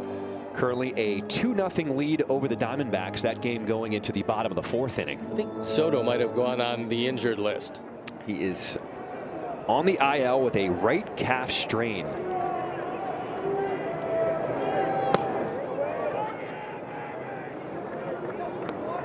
Our old friend Tommy Pham was signed by the Mets a couple weeks ago. He will report to AAA Syracuse on Wednesday, and he could be ready in a week to potentially replace Juan Soto. Nice insurance policy for them, because we know Pham can hit. We saw it up close and personal. 2-2. Fly ball to straightaway center. It is Acuna. Just shy of the warning track, and that'll do it for the top of the 6th. Glad that wasn't hit in July.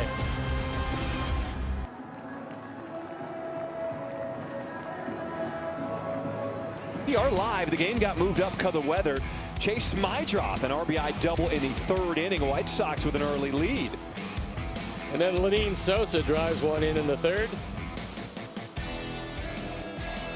So a 2-0 lead for the Sox. Shane Smith looked like himself again. A few too many pitches, but the stuff is really good. The curveball is outstanding today, all things considered. This is a big bounce back effort as he held them scoreless. So it's 2-1, Sox on top as we start this home half of the 6th inning. Alongside Steve Stone, I'm John Schriffen. Thanks for spending your Tuesday afternoon with us.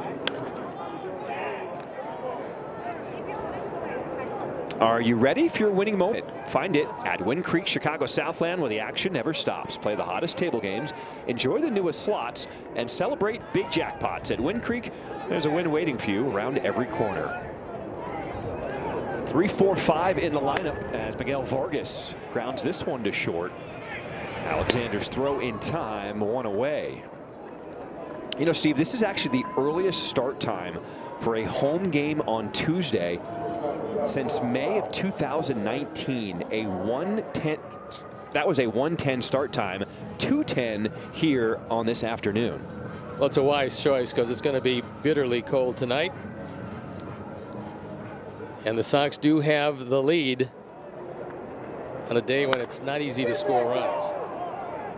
Fly ball into right field. It is O'Neill, can't get to it, and it's going to hop over the wall. A double for Colson Montgomery. Rogers had the advantage the first 2 times he struck him out. This time he takes it down the line. That's one he'll use to try to sink, but he didn't get it inside to Colson. And he was able, with very good extension, to almost take it out of the park on a tough day to hit home runs.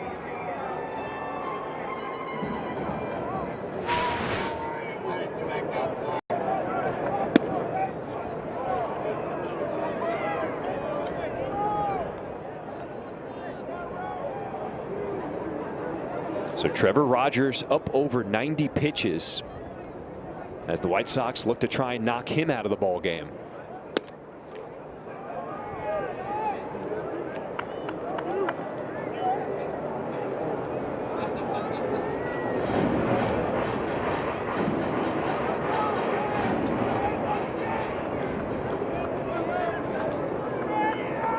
Cheer to Caro.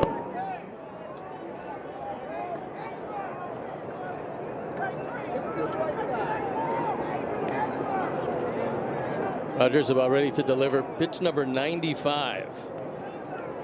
as the Orioles pen continues to work.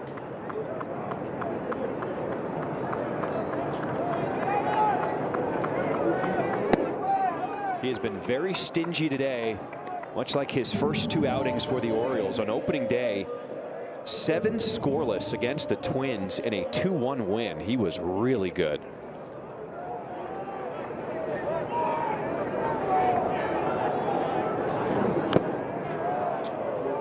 And held on for strike 3. Well, families eat free. Grab your family and head to the ballpark this season with a family pack. Starting at $21, each family member gets 1 hot dog, drink, chips, and a cookie. For tickets, visit whitesox.com/family.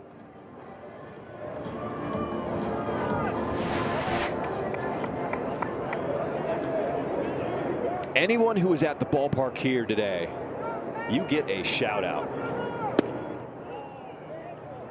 39 degrees, first pitch, as the temperature's getting cooler throughout the afternoon and into the night. The wind has stayed consistent, and it's been blowing in all game.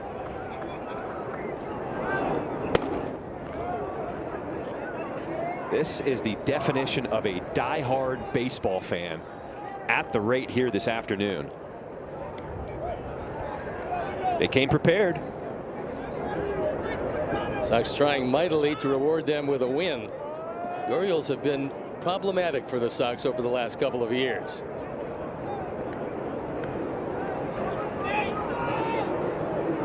One here to Tanner Murray. Slow roller up the middle. And that'll, no, safe at first, as Alonso could not hold on at first. And Montgomery advancing to third. This is not a good throw, but that's a pick that Alonso usually makes, and he's saying this one's on me. This one just hits off the glove. So ruled E6 on the throw at short by Alexander. To me, like you might have shifted that one over to E3. But an E nonetheless.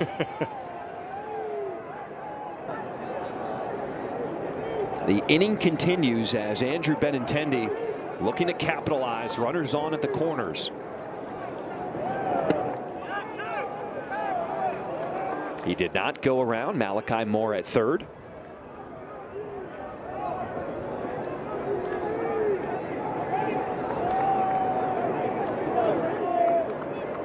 Pitch number 101 from Rogers. It is popped up.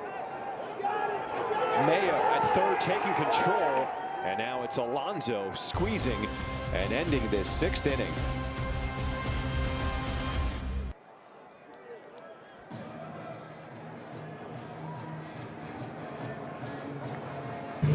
Season on Chicago Sports Network. Stream live on the CHSN app and watch on up to 3 devices. Start your 7-day free trial today at subscribe.chsn.com. Chicago Sports Network, full stream ahead. Got a new pitcher in the ball game. It is Jordan Hicks on for the 5th time. His ERA has been up there. And in this situation, probably the best you can do is something that he would like to see, which is credited with a hold. Tristan Peters inserted defensively, the new left fielder for the White Sox, replacing Andrew Benintendi.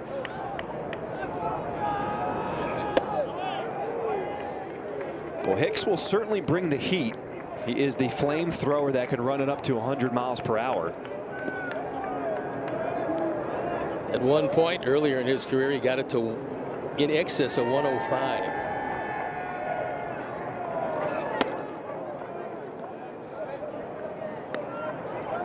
And normally when Hicks gets it in the zone, it's pretty tough to square up.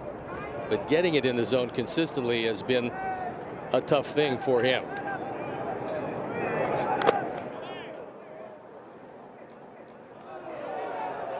That one looked like it was off the mask. Edgar doesn't need many more of these, so you get 1 and 2 for the price of 1.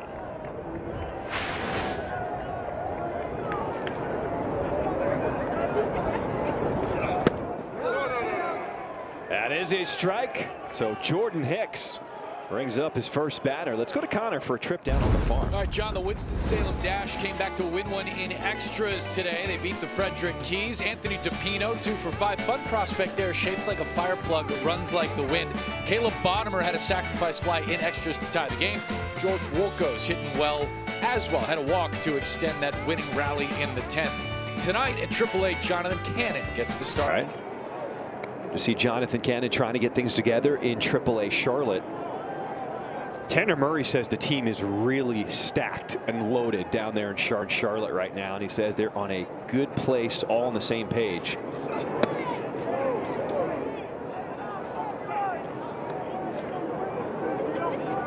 Willie Traynor says nope, he didn't swing. So the count evens up, and O'Neill getting his first at bat of the day.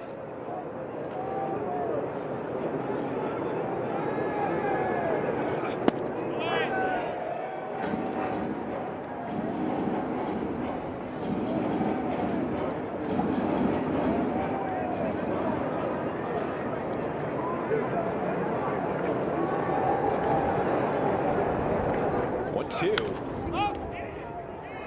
into shallow right center field, and Acuna the dive. Did he hold on? No, he did not. A good effort in center, but a single for O'Neill, his second of the ball game.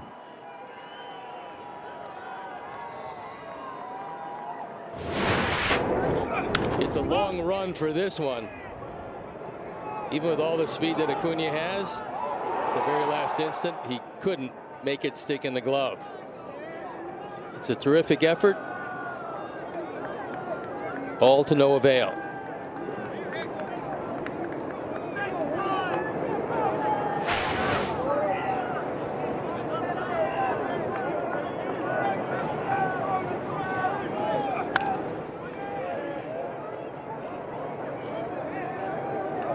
It's 100 mile an hour on that fastball.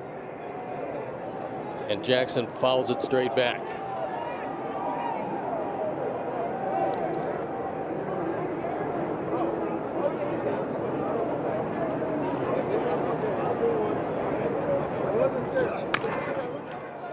Chopper to third, Murray charging. He goes to first with it. And there's 2 outs here in this top of the 7th inning.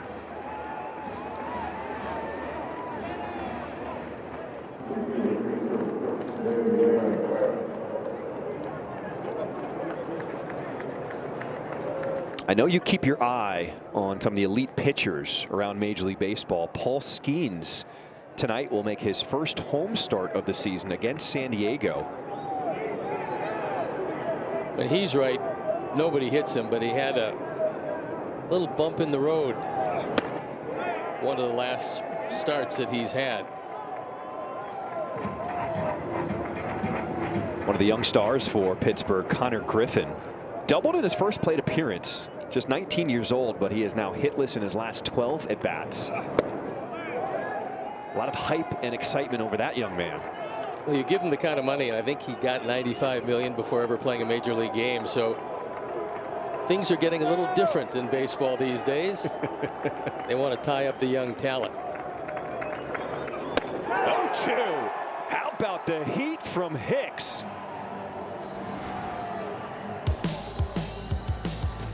Up in his eyes. Take a seat.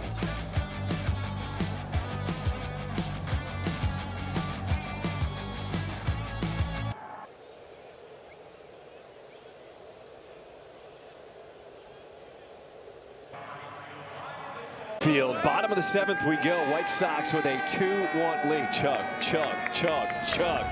He got 2 going at the same time. My guy out there, love it, alongside Steve Stone, John Schriffen.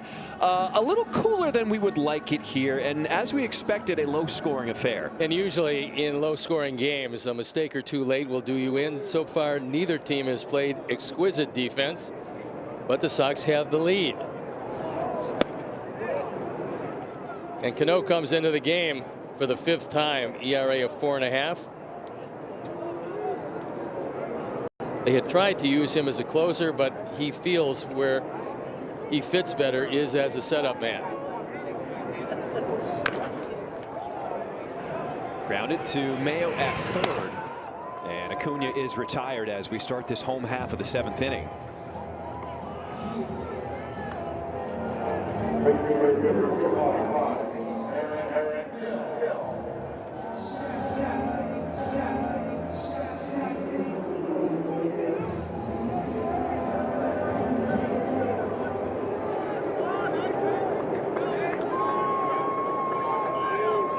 Derek Hill 1 for 2 today.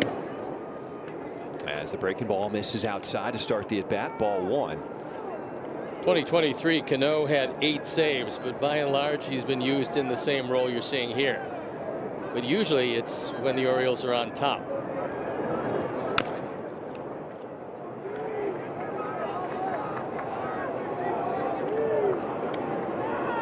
The Orioles bullpen has been very good to start this season. I know this isn't a same situation, but Orioles relievers have yet to allow an inherited runner to score. 0 for 12. Yeah, that's pretty amazing. One of 3 bullpens, the Guardians and the Royals, the only other entering play today who have not allowed an inherited runner to score.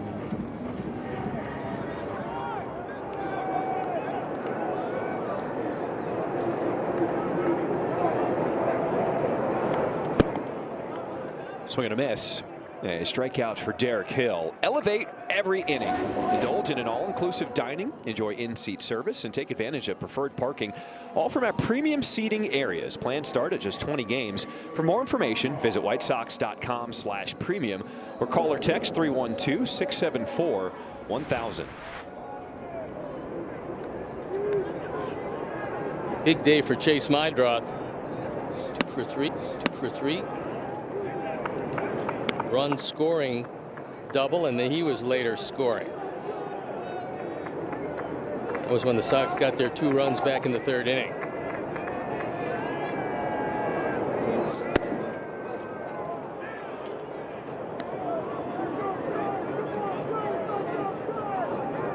Some of the pieces in this lineup are starting to form for this White Sox team, and it starts at the top here with Chase Meidroth. Well, he's having a really good solid year, and he's gotten on base a lot. That's one of the reasons why will use Murakami behind Chase Meidroth, because he's a very good table setter, and you're looking to drive in as many runs as you can out of Mooney. Chopper to the right side. It is Jackson at second. Sox retired in order. We go to the 8th, a 1-run lead.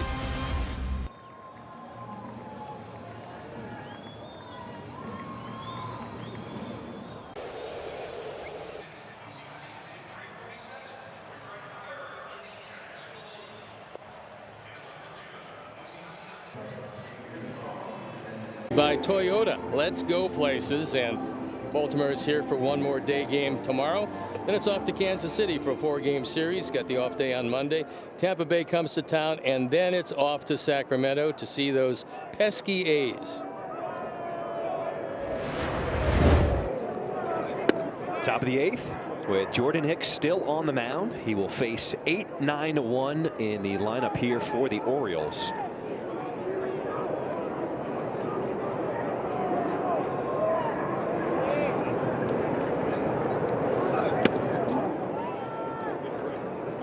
We'd like to go back and take a look at some of the cool things that have happened on this date in history. And one of the cooler moments that have happened on this date back in 1994, the best to ever do it in any sport suited up for the White Sox.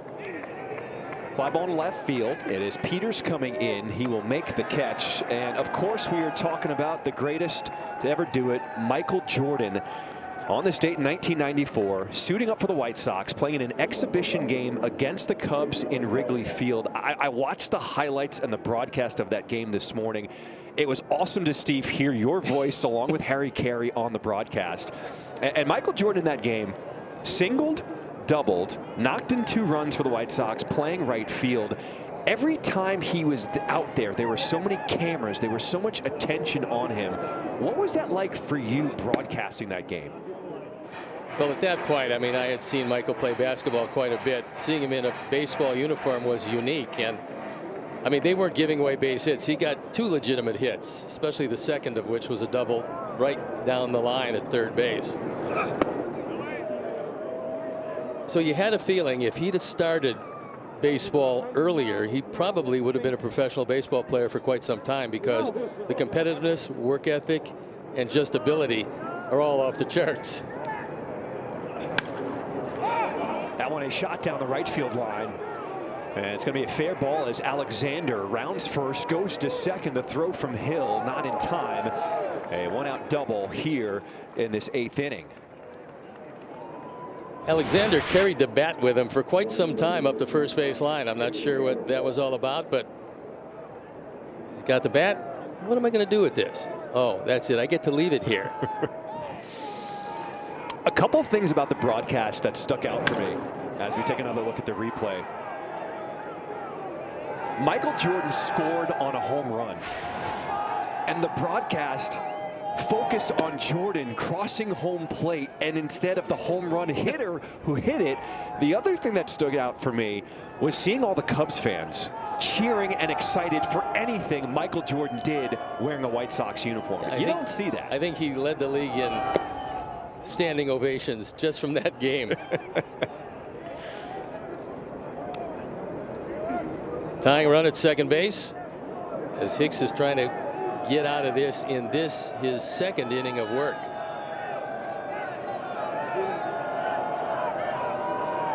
Taylor Ward 0 for 2 with 2 walks today. And Hicks slipped on that delivery. Yeah, the front foot slid, and when that happens, you're not going to throw a strike with that pitch.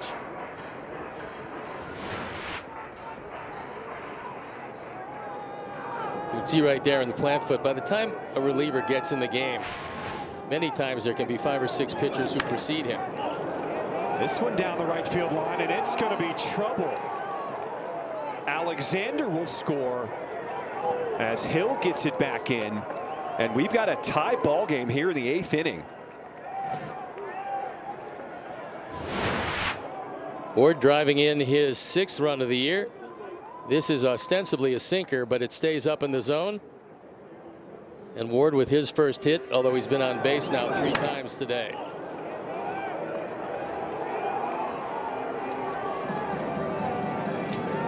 So that's going to be it for Hicks. He will depart. Sox will go to the pen, and we'll step out.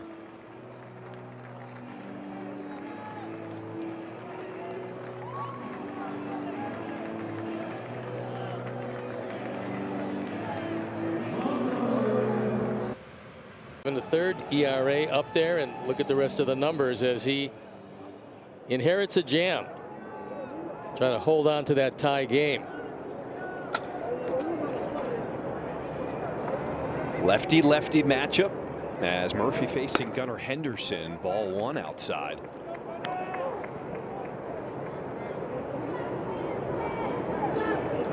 Henderson 1 for 3 with a couple strikeouts, including that 12 pitch at bat that Shane Smith won with a strikeout in the 2nd.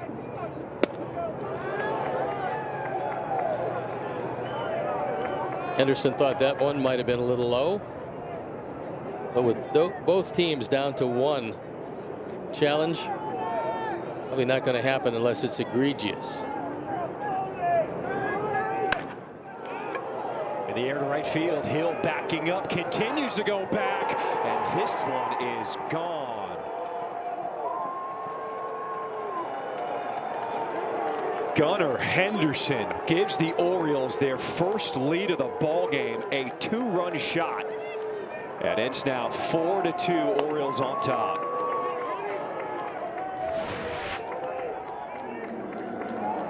Looked like he tries to cut this one. Unfortunately, it's not out of way enough, and Henderson, who had a towering home run last night, has come back with another here to give the Orioles their first lead. Chopper to 3rd. Murray makes the play to retire Pete Alonso. But the Orioles have scored 3 runs in this 8th inning off the Sox bullpen, taking their first lead of the game. Give you an idea how hard that ball was hit by Henderson. There have been some other shots in the cold weather that didn't go anywhere, and that was just a line drive well out of the park.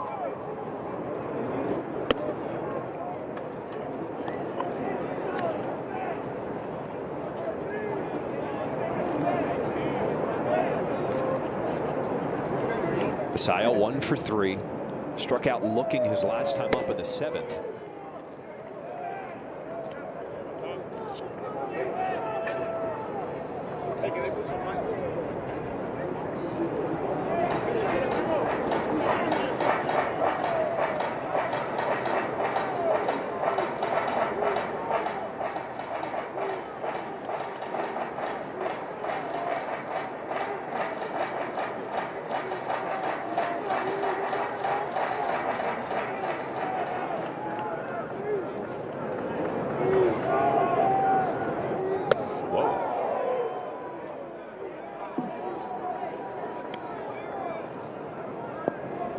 Not just the hitters having trouble in this cold weather, pitchers getting a firm grip of the baseball.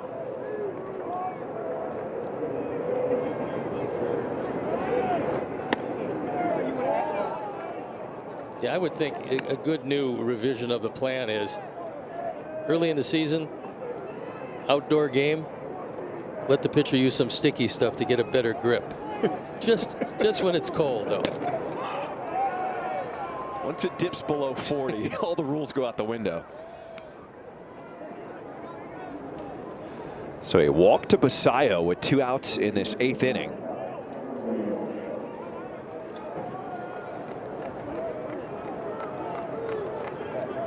O'Neill has made a pretty good living hitting left-handers. That's why the walk to Basayo was something that they certainly didn't need.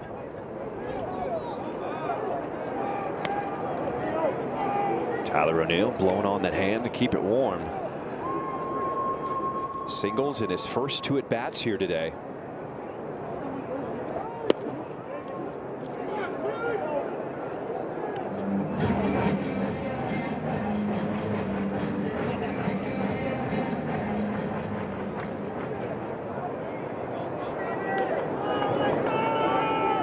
Two-0 count. I don't know how that missed him, but it did.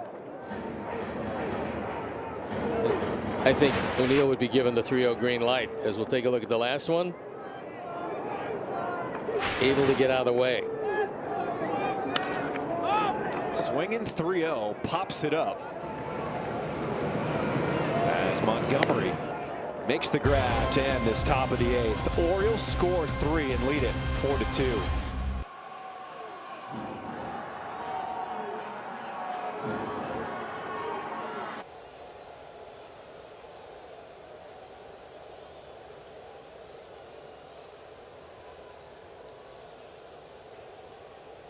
The cold weather, White Sox score early. Chase Mydrop, RBI double in the 3rd. It was 1-0. Looking pretty good at that point, and Lenyn Sosa drives in a run, and it stood at 2-0 for quite some time. I know you love this pitching performance from Shane Smith. Showed his good stuff. Ties a career high 8 strikeouts. I think it's probably a very good bounce back game for him, but for the second time in as many games, Henderson with a 2-run homer. Orioles have a 2-run lead. And that is where we stand right now. 4-2 ball game as we start this bottom of the 8th inning. White Sox trying to get the win here to tie up this series against the Orioles with a new pitcher on the mound. Grant Wolfram on for the 4th time. His ERA about 5.5. Hasn't walked anybody yet. At 40% strikeouts is pretty impressive. Heart of the order coming to the plate. 2-3-4 starting with Lenyn Sosa.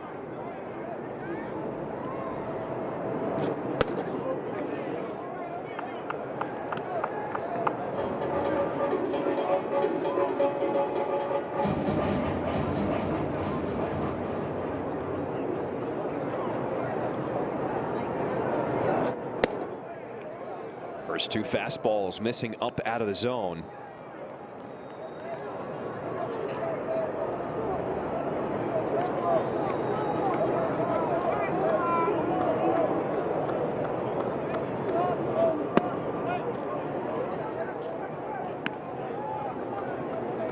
Sosa deciding not to go with his typical bright colors.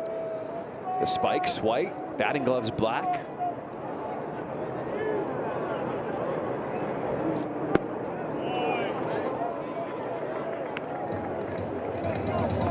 A little toned down look. Very much so. He's usually very colorful. Yeah.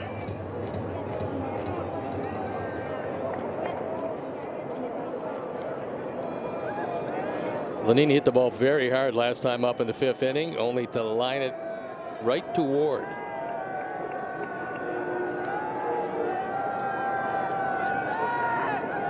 Two balls, 2 strikes the count here to start this home half of the 8th. And swing and a miss, strike 3.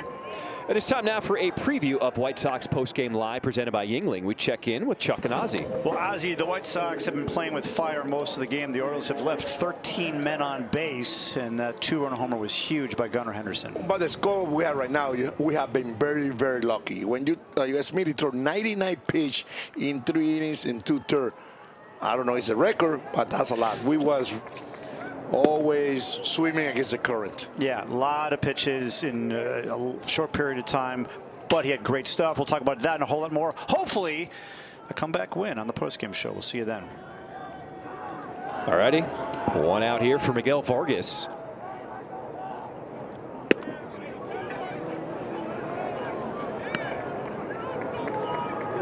The trend for the White Sox continuing. Scoring runs in the first 3 innings. White Sox score 2 in the 3rd, and that is it so far today.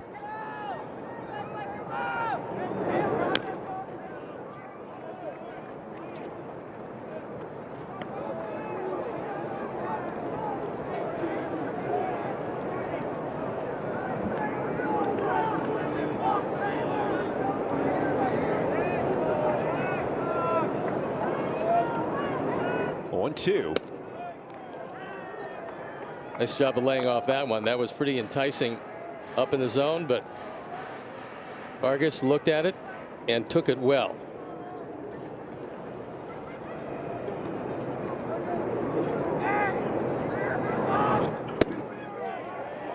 But he took that one, which caught the plate. Strike 3. We'll test your luck during every home White Sox game this season with the White Sox Split 50-50 raffle. Tickets are on sale until the end of the 9th inning. You can play now at whitesox.com/SoxSplit. It is valid for Illinois residents 18 and over.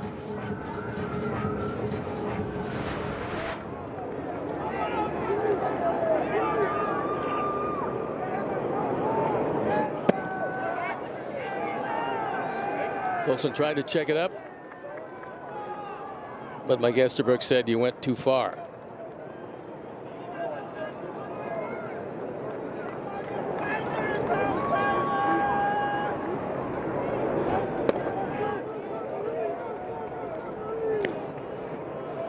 Two outs in this bottom of the 8th as Colson Montgomery looks to start something here.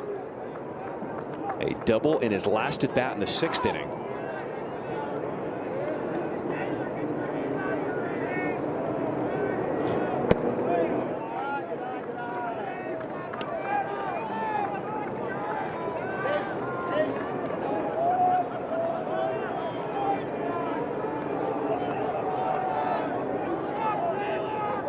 Two balls and a strike.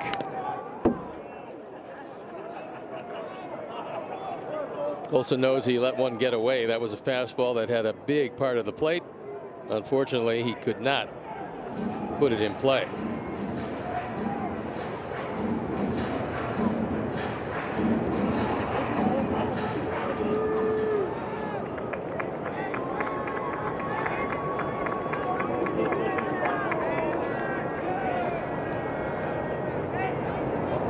Two to Montgomery.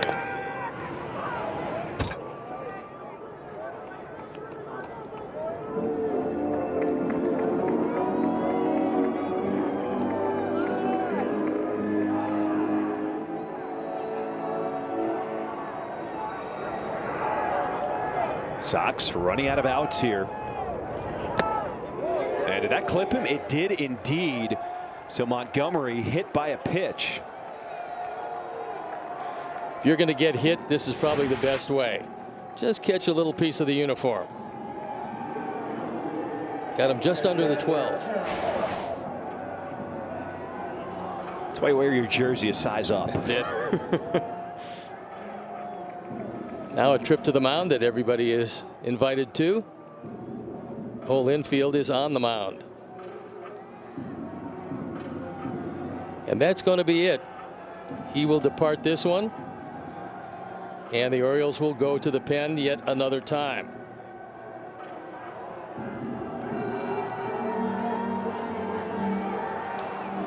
We'll step out and be back.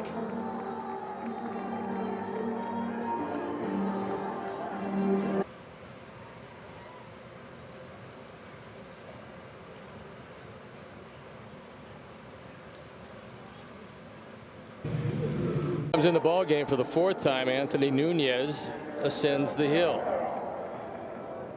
He's going to be facing the tying run. He inherits Montgomery at first base, and this is how he's going to use his stuff. The sweeper first and foremost, backed up by the sinker, which is a heavy sinker, almost 96. His four-seamer pretty close to 97.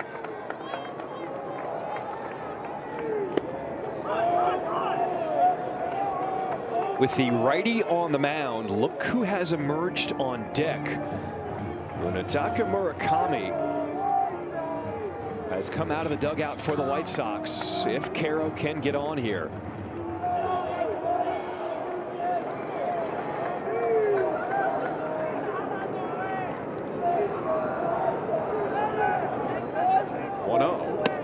Missing up and away. 2 balls, no strikes. For the Sox, Hudson and Dominguez loosening in the pen. You don't score, most likely it's Hudson. You go ahead by a run, it'll be Dominguez.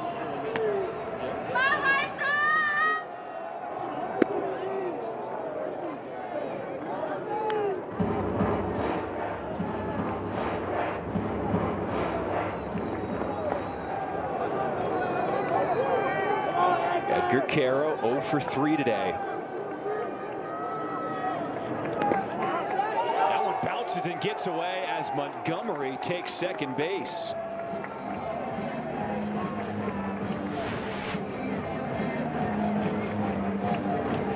This one a tough one to handle, and even though he puts up the glove, he can't square up his body, so when it hits the chest protector, it bounds away. So a wild pitch allows Montgomery to get into scoring position. Caro drilled, but foul. Not by much, with Willie Traynor on the call.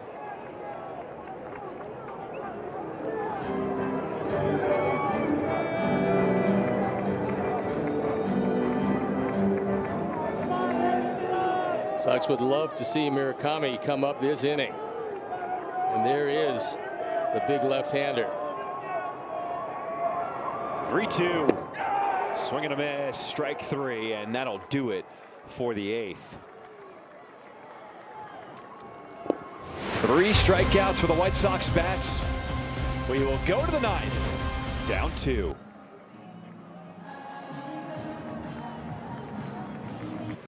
You will never switch. Never switch. Eyes on the bullseye. You will never miss. On the count of me. 1, 2, 3, go. Run the play. Watch how my team work. Watch how my team work. Watch how my team work. Watch how my team work. It was a great start to this ball game. Shane Smith matched his career high with 8 strikeouts. White Sox held a 2-0 lead, but lost it late. And now a new pitcher on the mound in the 9th. Ryan Hudson comes on for the 4th time. ERA an even 6. His job, hold him right there, turn it over to the offense, and bottom of the 9th rally.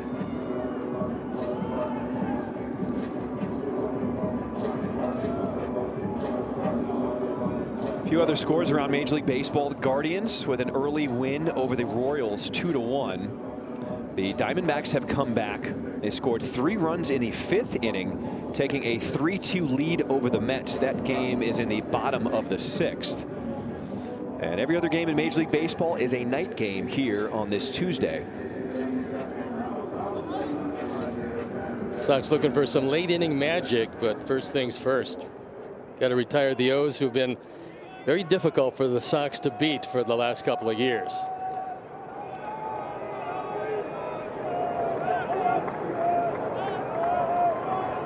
Six-hole hitter Jeremiah Jackson leads things off as Hudson misses with his first pitch. White Sox with just one win in the last 14 games dating back to 2024.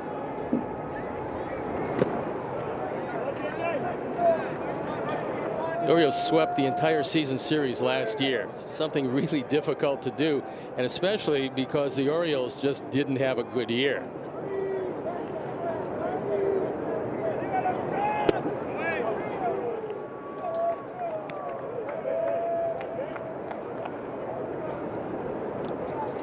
Sox would love a quick 1-2-3 inning, get a little momentum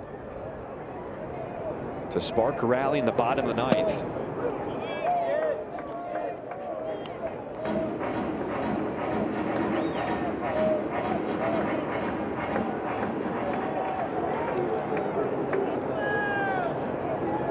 Two balls, two strikes, the count.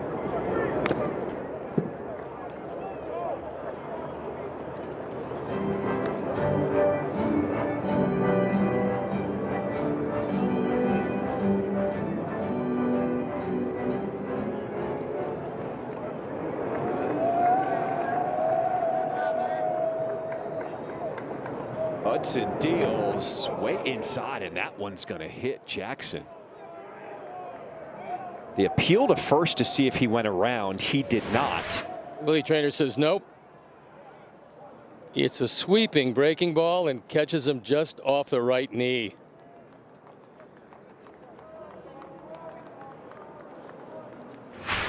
Trainer comes out to have a word, and the leadoff man is aboard.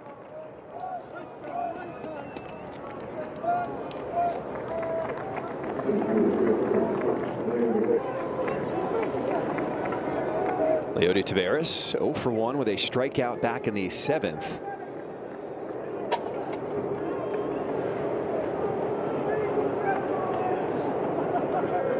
Shows bunt, puts it down. Hudson fields as Carroll points at first, and they do get the out. Sacrifice accomplished as Jackson moves into scoring position.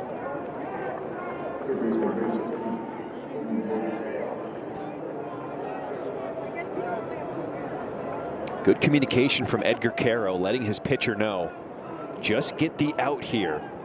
Well, that's it, because the pitcher is trained to just hear one voice. Whoever is catching, you hear that voice, he's going to tell you where to throw it. And the only play he had was at first.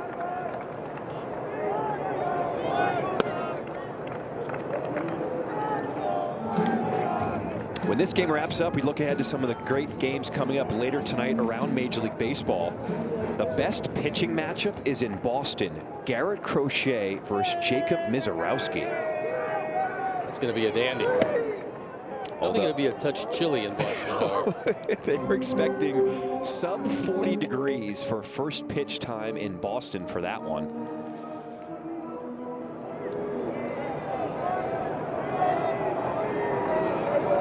Down 3 balls, no strikes. Best teams in baseball right now, it's the Dodgers and the Brewers. Both lead Major League Baseball with an 8-2 record. Yankees just a half game back, 7-2. And a 4-pitch walk here to put 2 on with 1 out.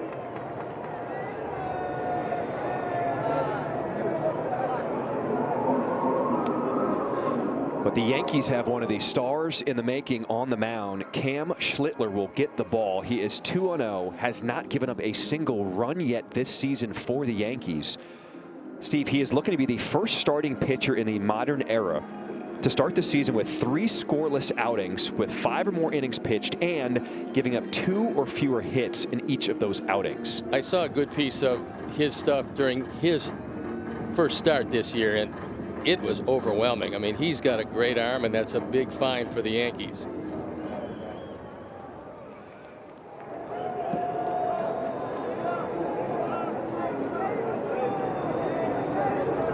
Brian Hudson trying to keep this a 2-run ball game.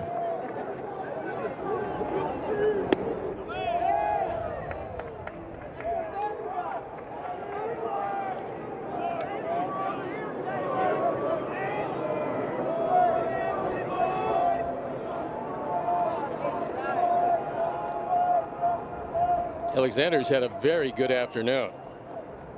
He's known to be a defensive wizard, and today he's swinging the bat along with it.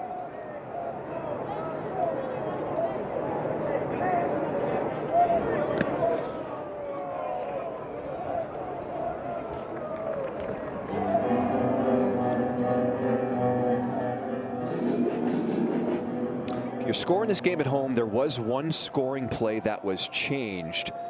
Back in the 6th inning, it was ruled an E6 on a throw. It was actually changed to an E3 bottom in the 6th inning. You figured that one was going to change. You called that one off of Alonso at first.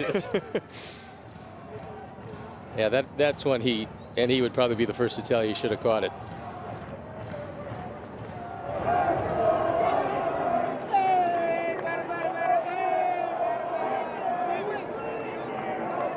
One-two pitch. Grounded. This could be two. One at second, over to first. Double play. Maybe that's a little momentum the Sox need to come back in the bottom of the 9th.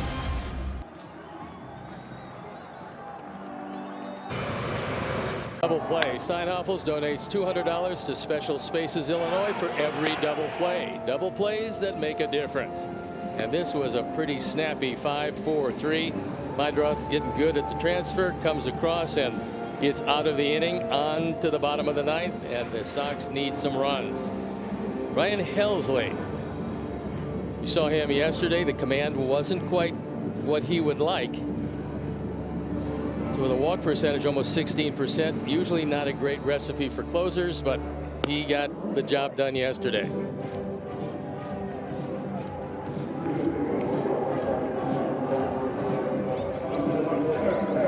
Helsley threw 24 pitches in his outing yesterday, so we'll see how much gas he has left in the tank here today.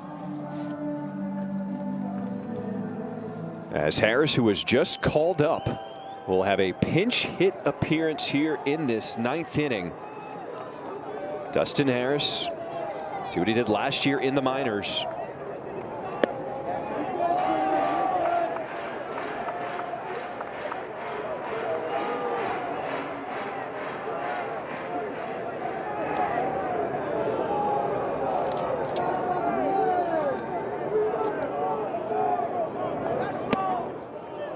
Six, 7, 8 in the White Sox lineup to try to mount a comeback here in this bottom of the 9th inning.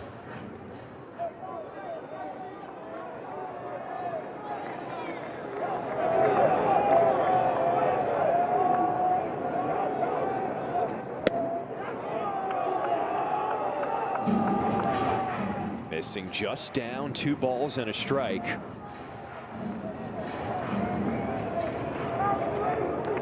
Harris, just 26 years old, making his White Sox debut.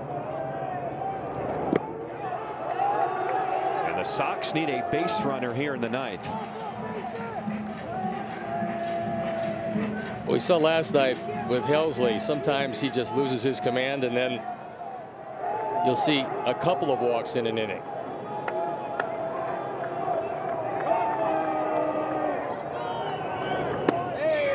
Missing, ball 4, which means the tying run will come to the plate.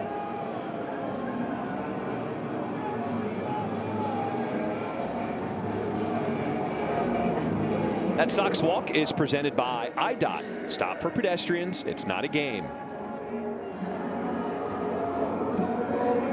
Tristan Peters will get a crack here in the 9th inning.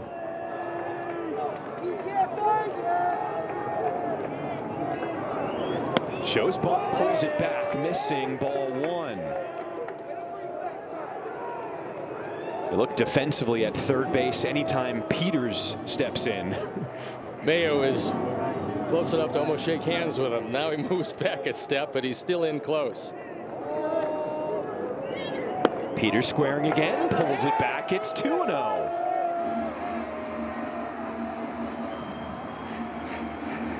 Asked Peters about his bunting technique, and he said it's not something he ever implemented into a game until spring training this season.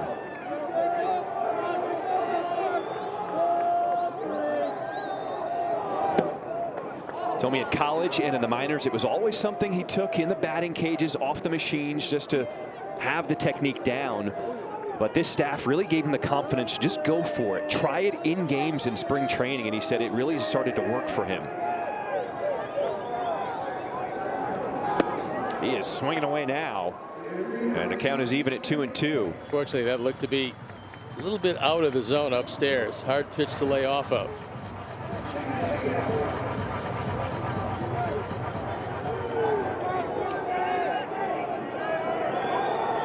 Nobody out here in the bottom of the ninth. Runner on at first. And a fastball in there, called strike 3.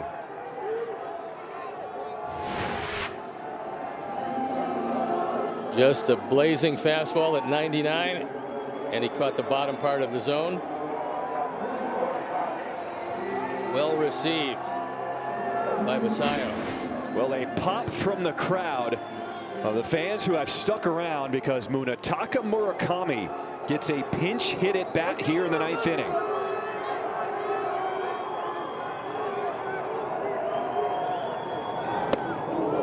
Swing and a miss, strike 1. Got it to 99, used the whole plate. That was right down the middle, but he just threw it by him. Murakami representing the tying run for the Sox.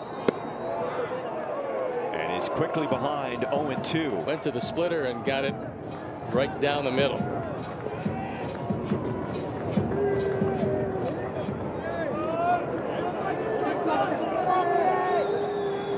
One out in the bottom of the 9th.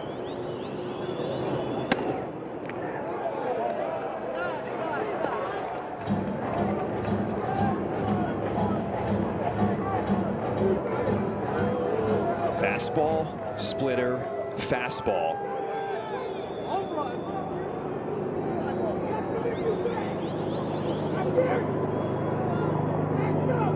One, two. Got him swinging with the heat.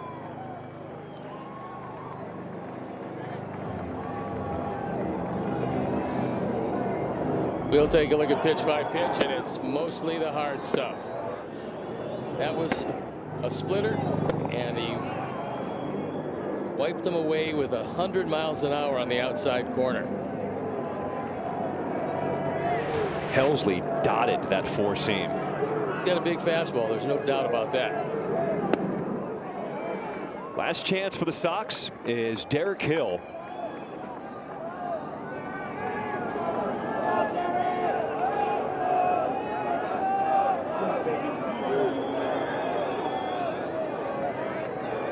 A one pitch. Orioles are asking a lot out of their closer. 24 pitches yesterday, 16 already here today.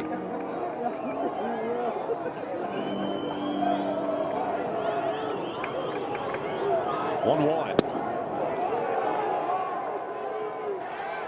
Well, I'd have to take a look at that. That to me looked low. We'll watch it. You'll see what we see, and it is well out of the zone. So a good challenge from Derek Hill. The call is overturned. It is now 2 balls and a strike, and the White Sox do retain another challenge.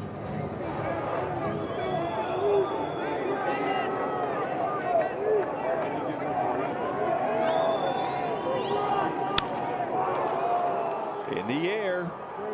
Drifting back is Jackson. Center fielder coming in is Taveras, and that'll do it. White Sox had a 2-1 lead heading into the 5th. Orioles scored, and they added 3 in the 8th. And it's a 4-2 Orioles win as Baltimore takes this series. Best part of this, Shane Smith had outstanding stuff today, and hopefully more of the same to come. So a day game tomorrow. Still get your rest, and we'll see you then. All right, appreciate that. For Brooke Fletcher, Connor McKnight, Steve Stone, I'm John Schriffen. Thank you for spending your Tuesday afternoon with us. It is a final. White Sox lose to the Orioles 4-2. White Sox postgame live with Chuck and Ozzie is coming up after the break.